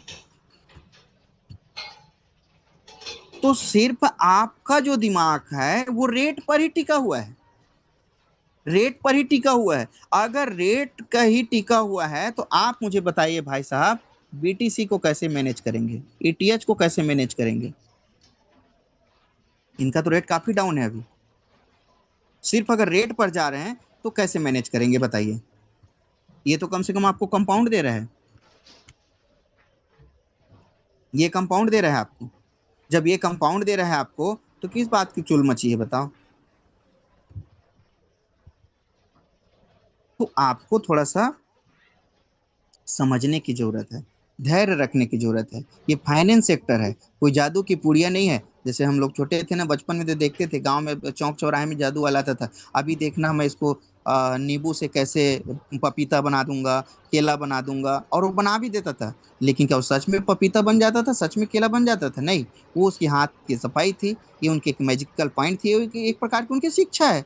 तो जिसके माध्यम से वो लोगों को मनोरंजन करते थे और उसके बदले पैसे कमाते थे। कभी कभी नोट का बंडल बना देते थे। अब एक बात बताइए, जो नोट का बंडल बना सकता है तो उसको क्या एक एक दो दो रुपये सिक्का लेने की इकट्ठा करने की जरूरत है क्या? उसको नहीं है जरूरत। और यहाँ पर आप ओरिजिन के धैर्य को देखें। आपका धैर्य टूटा है, हो सकता है टूटा होगा, एक सामान्य व्यक्ति, मैं भी टूट जाऊंगा, कोई बहुत बड़ी बात नहीं है, एक लंबे टाइम के बाद मैं भी टूटूंगा। लेकिन अगर मैंने इनकी शिक्षा ली है, अगर देखो ओरिजिन का धैर्य नहीं टूटा है। ओरिजिन रोज एक नए स्मार्ट कॉन्ट्रैक्ट लेकर आ रहा है, और कोई भी स्मार्ट कॉन्ट्रैक्ट किस लिए ला रहा है? ताकि इसमें स्टेबल आ सके, स्टेबल ला सके, एक स्थिरता ला सके। लेकिन हम उस स्थिरता में काबिल होते ही नहीं है, हम उस स्थिरता में उनके साथ जाते ही नहीं है। हम वर्नेबल बॉन्ड को लेने से भागते हैं, हमें 600 दिन की स्टेकिंग बॉन्ड को लेकर के भागते हैं, हम 300 दिन की स्टेकिंग बॉन्ड को लेकर के भागते हैं। हमें क्या चाहिए? कंपाउंड चाहिए। कैसा? 30%, 40%। कहाँ पर मिलेगा? 2-3% में गांव में पैसा दिए रहते हैं, वो भी कभी कभी ना चीटिंग हो जाता है, कई लोग तो वापस ही नहीं करते। एग्रीमेंट करा रहे हो चाहे कुछ भी करा रहे हो। तो इन चीज़ों को आप समझिए। जब तक आप इन चीज़ों को नहीं समझेंगे, आपके समझ में सिर्फ और सिर्फ रेट बस चलेगा। और जब रेट चलेगा तो आपके दिमाग में हमेशा एक टॉर्चर बनी रहेगी कि सर यहाँ पे तो रेट डाउन हो गया है, यहाँ पर तो ऐसा हो गया है, यहाँ पर तो वैसा हो गया है। और इस कारण आपका बहुत बड़ा नुकसान होगा, आपका बहुत बड़ा नुकसान होगा। क्योंकि करेंगे क्या? आप यहाँ से फंड निकालेंगे, किसी और स्केम प्रोजेक्ट में लगा देंगे, वहां पे कुछ 2-4 महीने के बाद वो खत्म हो जाएगा। तो नुकसान किसका होगा? आप ही का तो होगा ना। अब जैसे मैं यहाँ पे टिका हूँ और मेरी टीम के कोई व्यक्ति अगर मान लो समझ लो कि किसी ने 1 लाख रुपए निकाल के दूसरे प्रोजेक्ट में लगा दिया, तो मैं उसको क्या करूंगा बताओ? है उसकी किस्मत थी, निकाल के लगा लिया, चला गया। यहाँ पर किसी के जाने से कोई अफसोस नहीं होता, कारण क्योंकि दुनिया की रीति है, जो पैदा हुआ है वो मरेगा। वैसे ही जिस प्रोजेक्ट में आया वो एक दिन जाएगा, लेकिन जिसको समझ में आ जाएगा वो रहेगा, जिसकी सांसें लंबी है वो लंबी सांसें लेकर के यहाँ पे रहेगा। तकलीफ तो यहाँ पे तब थी जब ये इन सारे प्रेशर को झेलने के बाद ओरिजिन खुद अपना शटर डाउन कर देता। तकलीफ यहाँ पर इस बात पर थी। और अगर इन्होंने ऐसा कुछ नहीं किया, आपको लगातार अभी तक के देखो कितना रेट डाउन हो रहा है, उसके बाद भी आप सेलिंग करना चाह रहे हो तो आप सेलिंग कर सकते हो, बाइंग करना चाह रहे हो तो बाइंग कर सकते हो, ट्रांसफर करना चाह रहे हो ट्रांसफर, कोई भी चीज़ पर रोक टोक नहीं है। चाहे आप अनूबी में रहो चाहे पॉलीगॉन पे रहो, ये भी आपको स्वतंत्रता दे दिया है। तो यार इतना ज़्यादा स्वतंत्रता दे दिया है, तो आपको इसका गलत फायदा ना उठा करके इसको समझना चाहिए, इसको समझना चाहिए और धैर्य पूर्वक बने रहना चाहिए। और जिसके पास धैर्य नहीं है, ऊपर वाले का भी संदेश यही है ईश्वर गॉड, खुदा, अल्लाह, भगवान, गुरु, वाहे गुरु, जिसको भी आप संसार में मानते होंगे, जिस भी ऊपर वाले को आप मानते होंगे, आप जिस भी रूप में मानते हैं, उनका भी यही कहना है कि धैर्य रखें। कहते हैं, एक तो लाइन है कि भगवान के यहाँ देर है मगर अंधेर नहीं है। तो फाइनेंस सेक्टर में धैर्य है, अंधेर नहीं है। और जो धैर्य नहीं रख सकता, उसको फाइनेंस सेक्टर में आने की जरूरत भी नहीं है, आना भी नहीं चाहिए। मैं तो कहता हूँ आना भी नहीं चाहिए, बिल्कुल नहीं आना चाहिए। आप चाहे नौकरी करो, दुकानदारी करो, पान ठेला खोल लो, चाहे बड़ा बड़ा दुकान करो, ट्रेडिंग का दुकान, कुछ भी करो, लेकिन आपको फाइनेंस सेक्टर में आने का अधिकार नहीं बनता। आपको फाइनेंस सेक्टर में आने का अधिकार है तो सिर्फ और सिर्फ दो तीन चीजों को आपको रखना पड़ेगा। वो है, पहला रिसर्च करें, जानकारी लें, सोचे समझे। दूसरा चीज है कि आप समझ कर ही पैसे लगाएं और उस पर धैर्य रखें। और तीसरा चीज है, आप उतना ही पैसे लगाएं जितना आपका पैकेट अलाउ करता है। अगर इन तीन चीजों को आपने फॉलो कर लिया, आज का जो मूल सार है वो यही है।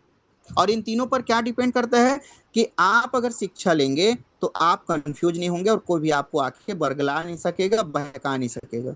ठीक है, और वैसे ही आप समझ करके पैसे लगाएंगे। दूसरा चीज है, रेट डाउन या अप हो रहा है, मान लो, है ना, जैसे रेट जो डाउन हो गया, रेट जो है अप हो गया, तो इस पर ना जा करके आप धैर्य रखेंगे, लंबे समय के लिए आइए। आप अपने टीवी में देखा होगा, बहुत सारे क्रिकेटर, सेलिब्रिटी और जो आपके क्या बोलते हैं, फिल्म इंडस्ट्रीज के लोग हैं, ये लोग शेयर मार्केट, म्यूचुअल फंड के बारे में जानकारी देते हैं और सभी लोग बोलते हैं कि धैर्य रखो, क्योंकि उन सभी लोगों ने पैसे लगा करके रखे हैं।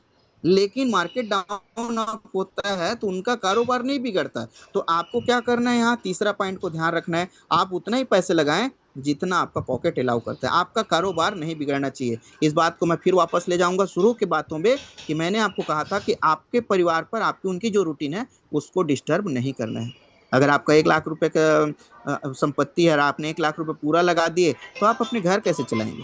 तो घर की रूटीन को खराब मत करिए, घर के रूटीन को खराब मत करिए, क्योंकि घर का रूटीन खराब होगा तो आपका रूटीन खराब होगा, और जब आपका रूटीन खराब होगा तो फिर आपको पैनिक होना तो जाहिर सी बात है। और कई लोग मान लो इंटरेस्ट में भी पैसे लेकर के लगाए होंगे, मान लो 5% भी कोई इंटरेस्ट लेकर के पैसा लगाया होगा, तो अभी भी तो ये 15% तो दे ही रहा है। 5% सामने वाले को ब्याज दे दो, 10% आप अपना जेब में रख भर लो, क्या दिक्कत जा रहा है बताओ? और अगर आपने ज्यादा कीमत में लिए हैं तो धैर्य रखो, क्योंकि ये तो कंपाउंड दे रहा है आपको। सिर्फ रेट बढ़ने पर ही फायदा देता तो मेरे ख्याल से ओरिजिन तो अभी तक के कई बार मर चुका होता, समाप्त हो चुका रहता, जिस तरह से इसका रेट डाउन हुआ है। तो इसका रेट का बिजनेस नहीं है, इस बात को आप समझिए। इस बात को रमेश पटेल सर भी जब भी आते हैं तो बताते हैं, मनोज मंडल सर भी जब भी आते हैं तो बताते हैं, और बहुत सारे ऐसे जितने भी लीडर्स और स्पीकर हैं वो सब लोग आते हैं और सब लोग बताते हैं। शुरू में मेरी बातें कहानी की तरह लगी होगी कि क्या बातें कर रहा है, घर की चलाने की बात कर रहा है और अपनी सैलरी की बात, तो लेकिन आप समझिए उन चीज़ों को यहाँ पर मैंने ला करके मैच किया। और जैसे आप अपने घर को नुकसान नहीं पहुंचाना चाहते, आप अपने घर के लोगों को नुकसान नहीं पहुंचाना चाहते, वही काम यहाँ पर ओरिजिन कर रहा है। ओरिजिन भी यही काम कर रहा है, क्यों? वो अपने लोगों को किसी भी प्रकार का नुकसान नहीं पहुंचाना चाहते। आप इसके समराई कर लो एक बार, मैंने आपको 4 पेज में बताया, ये सारा चीज तो मैं आपको व्हाइट बोर्ड में बता देता, लेकिन व्हाइट बोर्ड में तो मेरे से ज्यादा आप लोग लिख डालते हैं, तो इसके कारण मैं वहां पर नहीं गया। वो HM आया तो रिफरल कोड नहीं था, रिफरल कोड को सुधारने के लिए उन्होंने लोगों को जोड़ने वाली बात लाई, तो लोगों को जोड़ने वाले में क्या दिक्कत था कि पिरामिड सिस्टम इस तरह से जोड़ने से लोग ऐसे भी परेशान थे, तो उसमें नहीं जाना पा चाह रहे थे। दूसरा चीज है, तीसरा चीज है, लोगों को जोड़ना नहीं चाह रहे थे। तीसरा चीज है, पैसे लगा करके इंतजार नहीं करना चाह रहे थे, और इतने इतने सारे ब्रांडेड कंपनी ऑलरेडी मार्केट में है, लोगों के भरोसा भी जीतना है, तो लोगों का भरोसा आप कैसे जीतोगे जब आप उसको यूनिफॉर्म रिटर्न दोगे? ठीक है। और क्या बोलते हैं, कम समय में ज्यादा प्रॉफिट, तो कम समय में ज्यादा प्रॉफिट तो अभी भी आपको दे रहा है, जो बैंक आपको 1 साल में नहीं दे रहा है वो ये एक महीने में दे रहा है, तो कम समय में ज्यादा प्रॉफिट तो हुआ ही। फिर इन्होंने रेफरल लिंक लाया, रेफरल लिंक ला करके भी डायरेक्ट सेल इनकम को खत्म किया, डायरेक्ट सेल इनकम नहीं है यहाँ पर, यहाँ पे प्रॉफिट का प्रॉफिट मिलता है। फिर उन्होंने कंपाउंड की सिस्टम लाया, जब आप नॉन वर्किंग, आप काम नहीं करते तो भी इनकम मिलता है, और जब आप फील्ड में जाते हैं और आपके साथ काम नहीं होता तो भी आपको फायदा मिलता है। ठीक है। इसके बाद इन्होंने अनुबिज लाया, तो क्यों लाया? अगर ओरिजिन में खत्म करना रहता तो ये खत्म होकर निकल जाता, ठीक है। और इन सभी लोगों ने, जैसे मैंने जियो का रामदेव बाबा या बहुत सारे कंपनियों की बात बताया, तो इन्होंने सबसे पहले इन्वेस्टमेंट किया और धैर्य रखे। जियो ने जब डेटा फ्री में बांटा तो उनको नहीं था डर कि मैं डेटा बांट रहा हूँ, कल लोग अगर एयरटेल में और टाटा डोको में चले जाएंगे तो मेरा क्या होगा। अब उनको भरोसा था कि मैं जो काम कर रहा हूँ वो बहुत सॉलिड काम है। और आज देख लो, जियो की जो सब्सक्राइबर और जियो के यूजर बहुत ज्यादा है, और उनको जितना 2 साल 3 साल में बांटा था वो तो आज 3 महीने में वसूल कर लेता है, और हर 3 3 महीने में उतना वसूल कर लेता है। तो ये क्या है, इन्वेस्टमेंट की एक प्लान है, और ये धैर्य रखते हैं। ठीक है। वो एच एम आया तो ओ एच एम के बाद एलजीनेस आया, तो लोगों ने बढ़ बढ़ के खरीदारी की तो रेट हाइप हो गया। क्यों? क्योंकि उस टाइम एलजीनेस बेचने वाला कोई नहीं था, सिर्फ खरीदने वाले लोग थे, तो रेट हाइप हो गया। जब बेचना शुरू किए, धीरे धीरे प्रॉफिट बुक करना शुरू किए, तो ये शुरू में 30% 40% दे रहा था, आज माइनस होकर के 18 से 19% दे रहा है। फिर भी तो आपको बैंकिंग सेक्टर से ज्यादा दे रहा है। फिर एक मैं बात आपको क्लियर कर दूं, 20 से 25% लोग ही इसको प्रॉफिट बुक कर रहे हैं, लेकिन 75 से 80% लोग जो है डर में सेल कर रहे हैं। ठीक है। तो बॉन्ड तो है ही नहीं यहाँ पर। बॉन्ड इस तरह के बॉन्ड नहीं है कि आप नहीं बेच सकते, नहीं जा सकते, तो ये तो ऐसा कुछ बंधन है ही नहीं। लेकिन ये सबसे बड़ा चीज है कि हमेशा एक बात बोला जाता है, डू ड्योर करके, मतलब डू योर ऑन रिसर्च। आप पूरी जानकारी लेकर के ही इस प्रोजेक्ट में आए। और देखो, जब आप डाई डालते हैं तो एल्जीनेस बनता है, और एल्जीनेस को डालते हैं तो डाई बन के बाहर आता है। ये तो सिंपल सा फंडा है। ठीक है। और अप एंड डाउन, सेल और बाय, ओवर सेल होगा तो डाउन जाएगा, और ओवर बाय होगा तो अप जाएगा। और $1 से एक एल्जीनेस बैक्ड है तो हमें डरने की जरूरत ही नहीं है। और जब हम लोगों को बता सकते हैं कि $1 जाएगा तो इतना आपको मिलेगा, तो हम अपने आप को क्यों नहीं बता सकते कि $1 में इतना मिलेगा करके। जब हम लोगों को बता सकते हैं तो अपने आप को भी तो बता सकते हैं दर्पण के सामने खड़े होकर के, बेटा तू चिंता मत कर, $1 भी जाएगा तेरे को पैसा मिलेगा। अपने आप को भी बता दो ना भाई। हम पूरे मैडम को बता रहे हैं, सर को बता रहे हैं, उस वाले व्यक्ति के पास जा रहे हैं, नौकरी वाले शिक्षक के पास जा रहे हैं, वकील के पास जा रहे हैं, पटवारी के पास जा रहे हैं, किसान के पास जा रहे हैं, सबको जा रहे हैं, और सबको बता रहे हैं कि सेम रेट रहेगा तो ऐसा मिलेगा। लेकिन $1 चला जाएगा तो भी साल भर में आपका पैसा 2 गुना हो जाएगा। उसको भी लगता है यार, बैंक में 10 11 साल लगता है, अगर एक साल में डबल हो रहा है तो क्या बुरा है। तो उसको समझ में आ गया कि कोई बुरा नहीं है, लेकिन आपको वहीं पर बुरा लगने लगता है जब रेट डाउन होता है। फिर सवाल आने लगता है कि $1 से नीचे चला जाएगा। तो भाई, जब $1 में बैक्ड है तो $1 में नीचे नहीं जाएगा बोला गया है, तो $1 के तक की इंतजार करो। और ये क्या क्या फीचर्स लेकर आए हैं उसको भी इंतजार करो। और ये भी क्या कर रहा है, सफाई चल रहा है। जैसे हमारे यहाँ दिवाली और होली में घर की सफाई चलता है ना, वैसे ही भी ओरिजिन में सफाई चल रहा है। सट्टेबाज, सटोरिया और जो पलक झपकते मैनिपुलेट करने वाले लोग हैं ना, उनको ये बाहर कर रहा है। तो उनको ये बाहर जब कर रहा है तो कम रेट में बाहर करेगा कि ज्यादा रेट में? कम रेट में ही बाहर हो। क्यों? ज्यादा रेट में जाएगा तो लिक्विडिटी कमजोर होगा, तो कम रेट में जाएंगे तो कम लिक्विडिटी कमजोर होगा। क्योंकि अभी ट्रेजरी, हमारा जो RFV है, रिस्क फ्री वैल्यू, वो तो अभी सुरक्षित है, वो तो अभी शुरू नहीं हुआ है। और अभी दिल्ली में डेलीगेशन जो बाहर से आए थे, उन्होंने स्पष्ट कहा है कि $1 से नीचे नहीं जाएगा। लेकिन ये उनका प्रिडिक्शन है, उन्होंने सिल ठोक करके नहीं बोला है। क्योंकि उन्होंने एक चीज बताया कि इसका RFV जो रिस्क फ्री वैल्यू है वो तो अभी शुरू नहीं हुआ है, और जब $1 से नीचे जाएगा तो रिस्क फ्री वैल्यू चालू हो जाएगा। और फिर आपको मैं एक चीज कहना चाहूंगा कि डरने की जरूरत नहीं है। सबसे पहले आप रिसर्च करें, रिसर्च करके ही पैसा लगाएं, पैसा लगा करके धैर्य रखें, और पैसा उतना ही लगाएं जिसमें आपका परिवार, आपका निजी जीवन प्रभावित ना हो।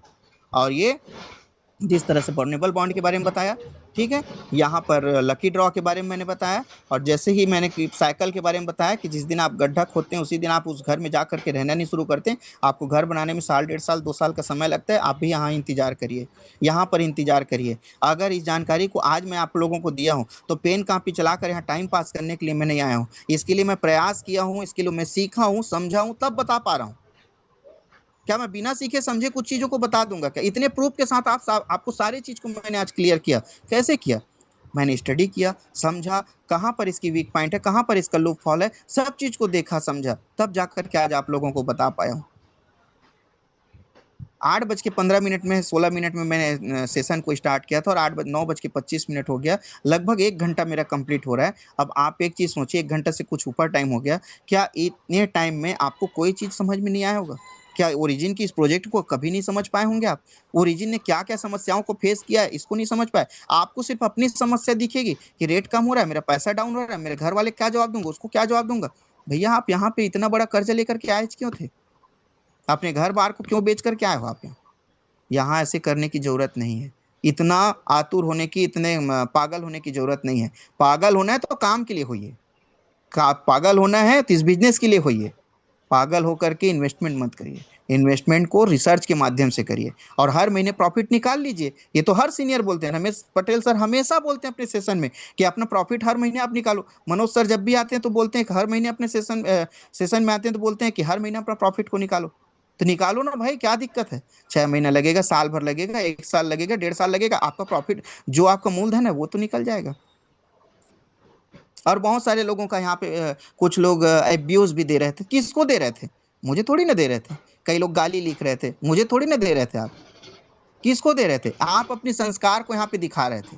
मुझे इस बात से फर्क नहीं पड़ता, आप यहाँ पे गाली लिखो कि बहुत अच्छा है, एक्सीलेंट लिखो, बहुत शानदार सेशन लिखो, दोनों चीज से मुझे फर्क नहीं पड़ता। एक जो स्पीकर, एक लीडर, जो इतने टाइम तक के 12 से 13 साल तक के मैंने प्रोडक्ट बेस में काम करके बैठा है, और पिछले 3-4 साल तक के गैप करके पूरे खाली रह करके मैंने अपने ट्रेडिशनल व्यवसाय को स्टेन किया था, और उसके अलावा अभी पिछले 6 महीने से, जनवरी से मैं इसको कर रहा हूँ। तो मेरे पास इन सब चीज़ों का ना कोई महत्व नहीं है। चाहे आप गाली लिखें, चाहे मेरे लिए प्यार लिखें, मैं उन दोनों के साथ हूँ। मैं दोनों को संस्कार समझता हूँ। भाई इंसान के पास यार, फूल दुकान में जाऊंगा तो फूल देगा, लोहा के दुकान में जाऊंगा तो लोहा देगा, ठीक है, किराना दुकान में जाऊंगा तो किराना का सामान मिलेगा। अब ये मेरा सेशन जो यहीं पर कंप्लीट होता है, मैं कुछ बात कर लेता हूँ आप लोगों के सामने आकर के। थोड़ा लाइट का डिस्टर्ब है, मेरा चेहरा काला दिख रहा होगा, और ऐसे भी मैं काला हूं तो मेरा चेहरे पर ध्यान मत दीजिएगा। तो आप समझिए, ठीक है, मैं फूल दुकान में जाऊंगा तो मुझे फूल मिलेगा, लोहे की दुकान में जाऊंगा तो लोहा मिलेगा, किराने की दुकान में जाऊंगा तो किराना सामान मिलेगा। तो इसमें आश्चर्यचकित की क्या बात है? यदि आप गाली लिख रहे हैं सेशन में तो ये आपका संस्कार है। यदि आप गलत चीजें लिख रहे हैं इस सेशन में तो ये आपका संस्कार है। मैं इस पर क्यों अफसोस करूंगा? मैं क्यों अफसोस करूंगा बताओ? मुझे क्या मिलेगा इससे अफसोस करने से? और जो लोग वेरी नाइस सेशन सर करके लिख रहे हैं, मैं इसके लिए इतना खुश भी नहीं हूं। क्यों? क्योंकि इनको अच्छा लगा तो ये अच्छा अप्रिशिएट दे रहे हैं। तो वही बताया, जिसके दुकान में गुलाब जामुन मिल रहा है गुलाब जामुन मिलेगा, किसी की दुकान में नीम का जूस मिल रहा है तो नीम का जूस मिलेगा। तो आपके पास जो चीज है वही तो दोगे मुझे, उसी को दोगे पैनल में। लेकिन आप थोड़ा सा सोचे हैं, जिसने भी जो चीज लिखा, या हो सकता है अभी तक के लेफ्ट हो चुके होंगे, यहाँ पे सब कोई परिवार वाले हैं। कितने सारे माता बहनें हमारे यहाँ इस सेशन में अटेंड करते हैं। हमें एक एक शब्दों का ध्यान रखना पड़ता है कि हम बोलते समय कोई गलत शब्द ना बोल दें। हमें डर लगा रहता है कि 1 घंटा हम बोलेंगे, फ्लो फ्लो में कोई गलत बात ना हमारे मुंह से निकल जाए, किसी भी माता बहन या भैया का किसी भी का दिल ना दुखे, किसी को कोई तकलीफ ना हो, इस बात का हमें इतना डर रहता है। और आप लोगों को लगता होगा कि 1-1.5 घंटा यहाँ पे कोई प्रेजेंटर आकर भूख करके चिल्ला करके चला जाता है करके। गलत फहमी में है आप लोग, बहुत बड़े गलत फहमी में है। ये बिल्कुल आप अपने दिमाग से उतार दीजिए, इससे कुछ फर्क नहीं पड़ने वाला इंडस्ट्रिस्ट को न हमको। आपके लिए इतना प्रयास किया जाता है, इतना मेहनत किया जाता है, तब जाकर के आपको बताया जाता है। मनोज सर उस दिन बता रहे थे, जिस सेशन को परसों वो लिए हैं, 2 दिन पहले, वो पूरे 24 घंटा उसके लिए प्रयास किए हैं। 24 घंटा, वो आपको 1 घंटे में मिल गया। कैसे मिल गया जानते हो? जैसे एक पिक्चर को बनाने में ना, किसी प्रोड्यूसर डायरेक्टर को पूछना, 1-2 साल लग जाता है, आपको कितना टाइम लगता है देखने में? 2 घंटा। पहले 3 घंटा पिक्चर था, तो 1.5 से 2 घंटा, मुश्किल से 1 घंटा 45 मिनट का मूवी रहता है। एकदम हैवी मूवी हो गया 2 घंटा। तो क्या 2 घंटे में आपको देखने की जो मिला, सिर्फ 2 घंटे में तैयार किया गया रहता है? नहीं, इसके पीछे कड़ी मेहनत, कड़ी सब प्रयास रहता है, तब जाकर के आपको इन सब चीजों को बताया जाता है। यही चीज आप लोगों को बताओ ना, यही चीज आप अपने आप को बताओ। दर्पण के सामने बैठो और दर्पण के सामने बैठ करके अपने आप को बताओ भाई कि सर इतना सारा नॉलेज है मेरे अंदर। अपने आप को बताओ, मुझे नहीं। जब अपने आप को आप साबित कर लोगे ना कि मैं कौन सा प्रोजेक्ट में हूँ, कैसे जगह पर हूँ, तो आपको समझ में आएगा कि आपको क्या क्या चीजें यहाँ पे सीखने समझने की जरूरत है। ठीक है। और किसी को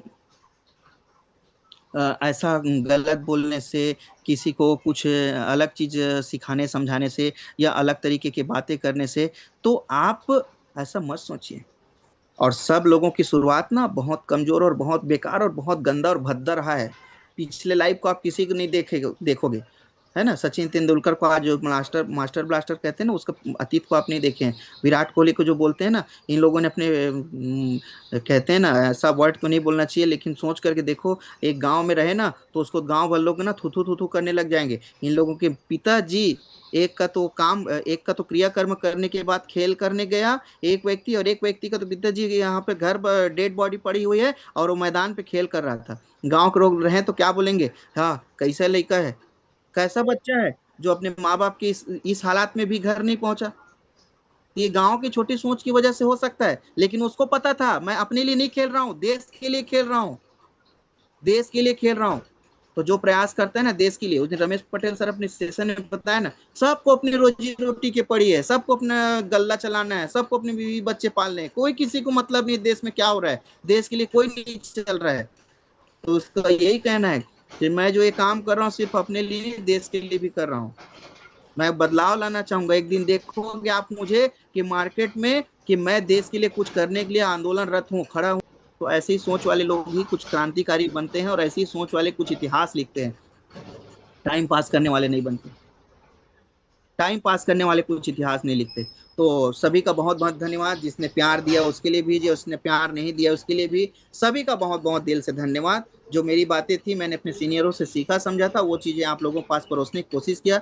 जो बातें आप लोगों को थोड़ा सा बुरा लगा होगा, गलत लगा होगा, उसको मेरे तक के छोड़ देना। अच्छी चीजों को ग्रहण करिए, हंस बनिए, पानी को छोड़ दीजिए, दूध को ग्रहण करिए, चींटी की तरह शक्कर को ग्रहण करिए, रेत को वहां जो कंकड़ रहता है उसको छोड़ देता है। वैसी जो चीजें आपको यहाँ पर अच्छा चीज लगा होगा उसको आप ग्रहण करिए, अपने जीवन में आत्मसात करिए, आगे बढ़िए, तरक्की करिए, उन्नति करिए, और जो चीजें खराब उसको यहीं छोड़ दीजिए। बहुत बहुत धन्यवाद। आप सभी के उज्जवल भविष्य की कामना करते हुए मैं अपनी वाणी को यहीं पर विराम देता हूँ, और आगे के सेशन के लिए मनोज सर को और रमेश सर को, रंजना मैडम को यदि है पैनल पे तो सभी को बुलाएंगे। सर आप प्लीज वेलकम सर, पुनः एक बार Yogesh Chauhan sir, please welcome sir. Thank you Mahendra sir, बहुत बहुत धन्यवाद आपका, बहुत बहुत शुक्रिया। आपने एकदम शानदार तरीके से यहाँ पर एक एक चीज़ों को बहुत बारीकियों के साथ क्लियर किया और जड़ों को मजबूत किया, क्योंकि यहाँ पर कहीं ना कहीं जो चीज़ें आपने बताई हैं बहुत डीप चीज़ें हैं। इसको अगर आप कोई ना कोई, अगर यहाँ पर जितने भी लोग हैं अगर उन्होंने सही तरीके से समझा होगा और एंड तक अगर बने रहे होंगे तो उनको सारी चीज़ें क्लियर हुई होंगी।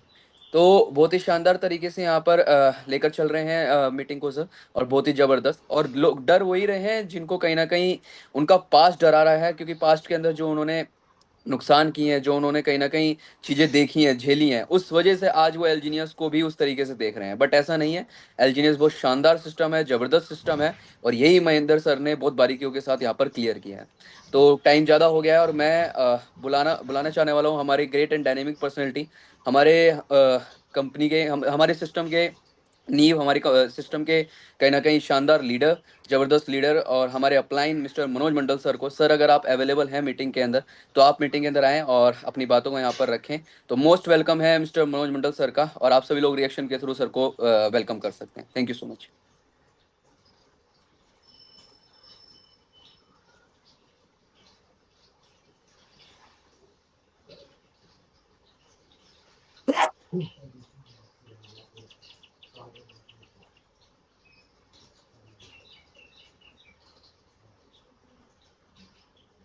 मनोज मंडल सर, मेरी आवाज़ आप तक पहुँच रही है तो आप प्लीज़ आ सकते हैं पैनल के ऊपर, आपका मोस्ट वेलकम है।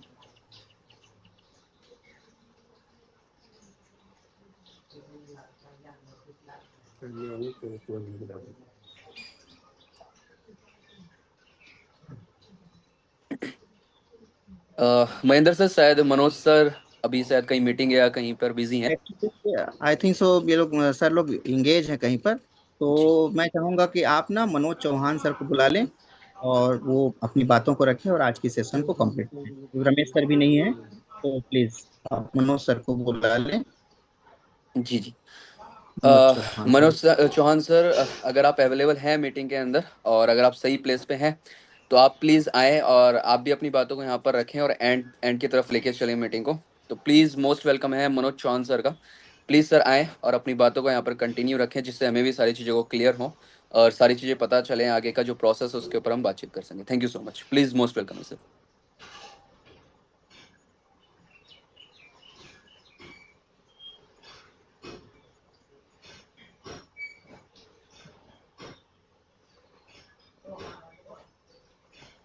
Good morning everyone. आप सभी का तहे दिल से धन्यवाद। जितने भी लोग यहाँ पर अवेलेबल हैं उन सबका भी धन्यवाद, और सबसे ज़्यादा धन्यवाद आज महेंद्र सर का। तो महेंद्र सर, बहुत बहुत शुक्रिया, बहुत बहुत आपका आभार। आपने इतनी ज़बरदस्त मीटिंग, टेक्निकल सेशन पूरा, और वो भी पूरा नोटबुक और पेन के साथ आपने पूरा सेशन दिया।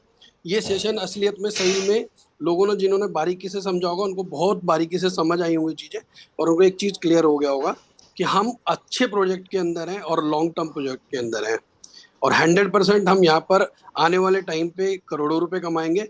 ये विश्वास उन सबका बना होगा। और ये जरूर है कि जिन लोगों ने नॉलेज लिया, क्योंकि यहाँ पर सीधी सी बात है, बार बार बोला जाता है, हर ट्रेनर हर मीटिंग में जब भी कोई प्रेजेंटर आता है वो एक बात बोलता है कि आप जितने शानदार तरीके से ट्रेनिंग को समझेंगे और उसे इम्प्लीमेंट करेंगे, उतना ही आपका नॉलेज बढ़ेगा, उतना ही आप अपने लोगों को सिखा पाएंगे और आपकी टीम कमिटेड रहेगी। लेकिन अगर आप पूरी चीजों को नहीं समझ रहे हैं, आप पूरी चीजों पर विश्वास नहीं कर रहे हैं, जो आपके सीनियर आपके गाइडर बता रहे हैं आपको सारी चीजें, उनके ऊपर आप इम्प्लीमेंट नहीं कर रहे हैं, तो फिर आपका है ना हमेशा बिलीव सिस्टम जो है वो हमेशा डगमगाता रहेगा। और आप फिर क्या होगा, जो नॉर्मली होता है बहुत सारे लोगों के साथ, वो छोड़ के चले जाते हैं और दूसरे दूसरे प्रोजेक्ट में जाके अपने अच्छे खासे फंड को, अपने अच्छे खासे पोर्टफोलियो को वहां पर डेप्थ में डाल देते हैं। हाँ, तो मनोज सर, इंटरप्ट करूंगा जी थोड़ा सर, सा। जी सर। अ, हमारे रमेश पटेल सर आ चुके हैं पैनल पे, तो प्लीज आप उनको वेलकम करें सर। Done done done. ठीक है सर, थैंक यू। बाकी आगे की बातों को रखने के लिए हम सबके मेंटर मिस्टर मनोज मंडल सर को मैं इनवाइट करने जा रहा हूं, और आप सबके रमेश वेलकम के सर, साथ। रमेश पटेल सर को बुलाएंगे। Okay, Ramesh sir, Ramesh sir, ठीक है। हम सबके विस्फोटक leader mister Ramesh Patel sir panel पर आ चुके हैं। तो मैं चाहूंगा आप सारे लोग गर्मजोशी के साथ उनका वेलकम करें, और जितनी भी गर्मजोशी के साथ आप उनका वेलकम कर सकते हैं, चाहे वो डिजिटली हो, चाहे आप अपने जहां पर भी बैठे हैं उसी जगह पर वार्म वेलकम और क्लैपिंग के साथ उनका इनविटेशन करेंगे। मैं चाहूंगा हम सब के tiger leader mister Ramesh Patel sir panel पर अगर मेरी बातों को सुन पा रहे हैं तो प्लीज सर आएं और हमें अपनी बातों से मुखातिब करें। थैंक यू साथियों, नमस्कार। बहुत बहुत धन्यवाद महेंद्र केसरी सर, जो आपने इतना कीमती टाइम दिया, चाहे वर्चुअल फॉलो कर लेकर हो, चाहे ओरिजिनल बिजनेस के फ्यूचर को लेकर आपको बताया। और लोग का बार बार एक ही क्वेश्चन आ रहा है, सर इसके रेट को लेकर क्यों कम हो रहा है, क्या कारण है। मैं कुछ चीजें ही बताना चाहूंगा आप लोग को कि ये रेट का बिजनेस नहीं है, ये ऑटो कंपाउंड का बिजनेस है। और सबसे अच्छी बात है, कम से कम स्कैम नहीं। क्या बोले, सब जानते हैं कहाँ जा रही है, क्या देखो, करें। तो मैं दिखाना चाहूंगा आप लोग को इसकी लिक्विडिटी। और हम जब आए थे ना, तो इसकी लिक्विडिटी कितनी थी? इसकी लिक्विडिटी $100 मिलियन से कम थी। अभी इसकी लिक्विडिटी है, और कभी भी किसी भी प्रोजेक्ट में, किसी भी क्रिप्टो के प्लान में अगर लिक्विडिटी अच्छा खासा है तो डरने की जरूरत नहीं है, रेट कवर हो जाता है। अभी लिक्विडिटी कितनी है इसकी? नीचे हो गया, 236 मिलियन 93 इसकी लिक्विडिटी है। क्लियर है? अब इतनी बड़ी लिक्विडिटी के लेके खड़ा है तो क्यों डरते हैं? और मैं तो देखता हूँ 60 70 65 लिक्विडिटी में लोग पैसे लगा रहे हैं कई प्रोजेक्ट में, जो स्कैम हो जाते हैं। तो सबसे पहले ये चीज है। दूसरा चीज, मैं चार चीजें एक्सप्लेन करूंगा यहाँ पे। दूसरा चीज, अगर हम देखें अनुबी की लिक्विडिटी, तो अनुबी की लिक्विडिटी देखते हैं अपन। घबराने की, डरने की जरूरत नहीं है। और मैं हमेशा कहता हूँ, अगर आपका पैसा साल में 2x हो रहा है तो भी कोई दिक्कत नहीं है, क्योंकि मार्केट में 5 साल में 2 गुना होता है। और आप एफडी प्रोसेस में जाएंगे ना, तो एफडी में 1 साल में 8% मिल रहा है। अगर आप इंश्योरेंस फील्ड में जाएंगे तो 3 साल में आपका पैसा अगर 1 1 लाख करके 3 लाख जमा किए हैं, तो 2.5 लाख 2 लाख ही दिखाएगा। तो जब हम ट्रेडिशनल मार्केट में इतना पेशेंस रखते हैं, तो फिर यहाँ क्यों हम हड़बड़ा रहे हैं? और जो लोग इस पैनल में आए हैं ना, जो रॉन्ग मैसेज कर रहे हैं, गलत मैसेज, वो लोग हैं जो दूसरी कंपनी में ऑलरेडी जा चुके हैं और लोगों को बरगला रहे हैं। देखिए, अगर अनुबी की बोले तो 249 मिलियन डॉलर की लिक्विडिटी पड़ी है। तो एल्जिनस की लिक्विडिटी अनुबी में और पॉलीगॉन में, दोनों में बहुत अच्छा है। अब मैं दिखा देता हूँ थोड़ा सा ट्रेजरी फंड। हालांकि आप सब लोग जानते हैं, मैं कभी भी पैनिक नहीं होता, कभी भी घबराता नहीं। क्यों? क्योंकि मुझे पता है कि ये जो प्रोजेक्ट है रेट का नहीं है, प्रोजेक्ट ऑटो कंपाउंडिंग का है। और ये प्रोजेक्ट में आपको वेट एंड वॉच करना है, लॉन्ग टाइम विजन के साथ काम करना है, शॉर्ट टाइम को लेके नहीं चलना है। लॉन्ग टाइम कहना चाहिए, कम से कम 1 साल तो देखो आप। और हमेशा बोलता हूँ अगर आपका मूल अमाउंट अगर लगता है कि कम है तो आप टाइम को बढ़ा दीजिए, 1 साल या 1.5 साल करो, 1.5 साल या 2 साल करो। पैसे बनाना क्या मार्केट में इतना आसान है, चाहे कोई फील्ड रहे। कहने का मतलब ये है कि आप मनी साइकोलॉजी और मेक ऑफ मनी के फॉर्मूले को समझिए। अब जैसे मैं इसमें दिखा रहा हूँ ट्रेजरी फंड, हम इसमें गए ट्रेजरी फंड, इसका देख लीजिए risk value of treasury fund.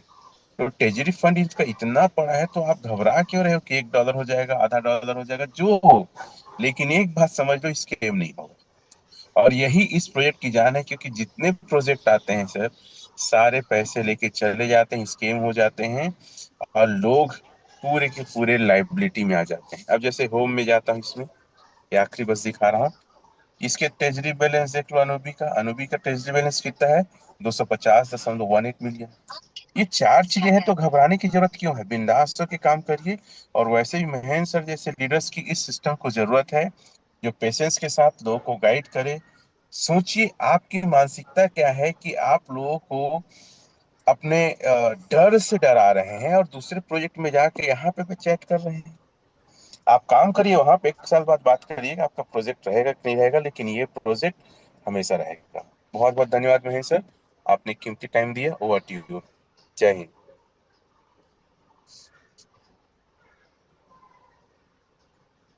Thank you Ramesh sir, बहुत बहुत शुक्रिया, बहुत बहुत धन्यवाद। और महेंद्र सर का भी बहुत बहुत शुक्रिया। यहाँ पर महेंद्र सर ने बहुत शानदार आज की नॉलेजेबल सेशन लोगों को दिया, और सारे लोगों का मुझे पता है बिलीफ सिस्टम बहुत ज़बरदस्त लेवल पे आज बढ़ा होगा। तो बाकी काफ़ी लंबा सेशन हो चुका है, मैं चाहूँगा योगेश जी इसको एंड की तरफ लेके चले और क्लोजिंग की तरफ लेके चले। Thank you, thank you so much. हाँ, thank you so much sir का बहुत बहुत धन्यवाद। यहाँ पर जितने भी पार्टिसिपेंट्स हैं उन सभी लोगों का भी बहुत बहुत धन्यवाद। और मैं यहाँ पर मीटिंग को एंड की तरफ लेके चलता हूँ क्योंकि टाइम बहुत हो चुका है। तो आप सभी लोगों का बहुत बहुत धन्यवाद। आप मिलेंगे कल सुबह और शाम के इसी सेशन के अंदर। Thank you so much.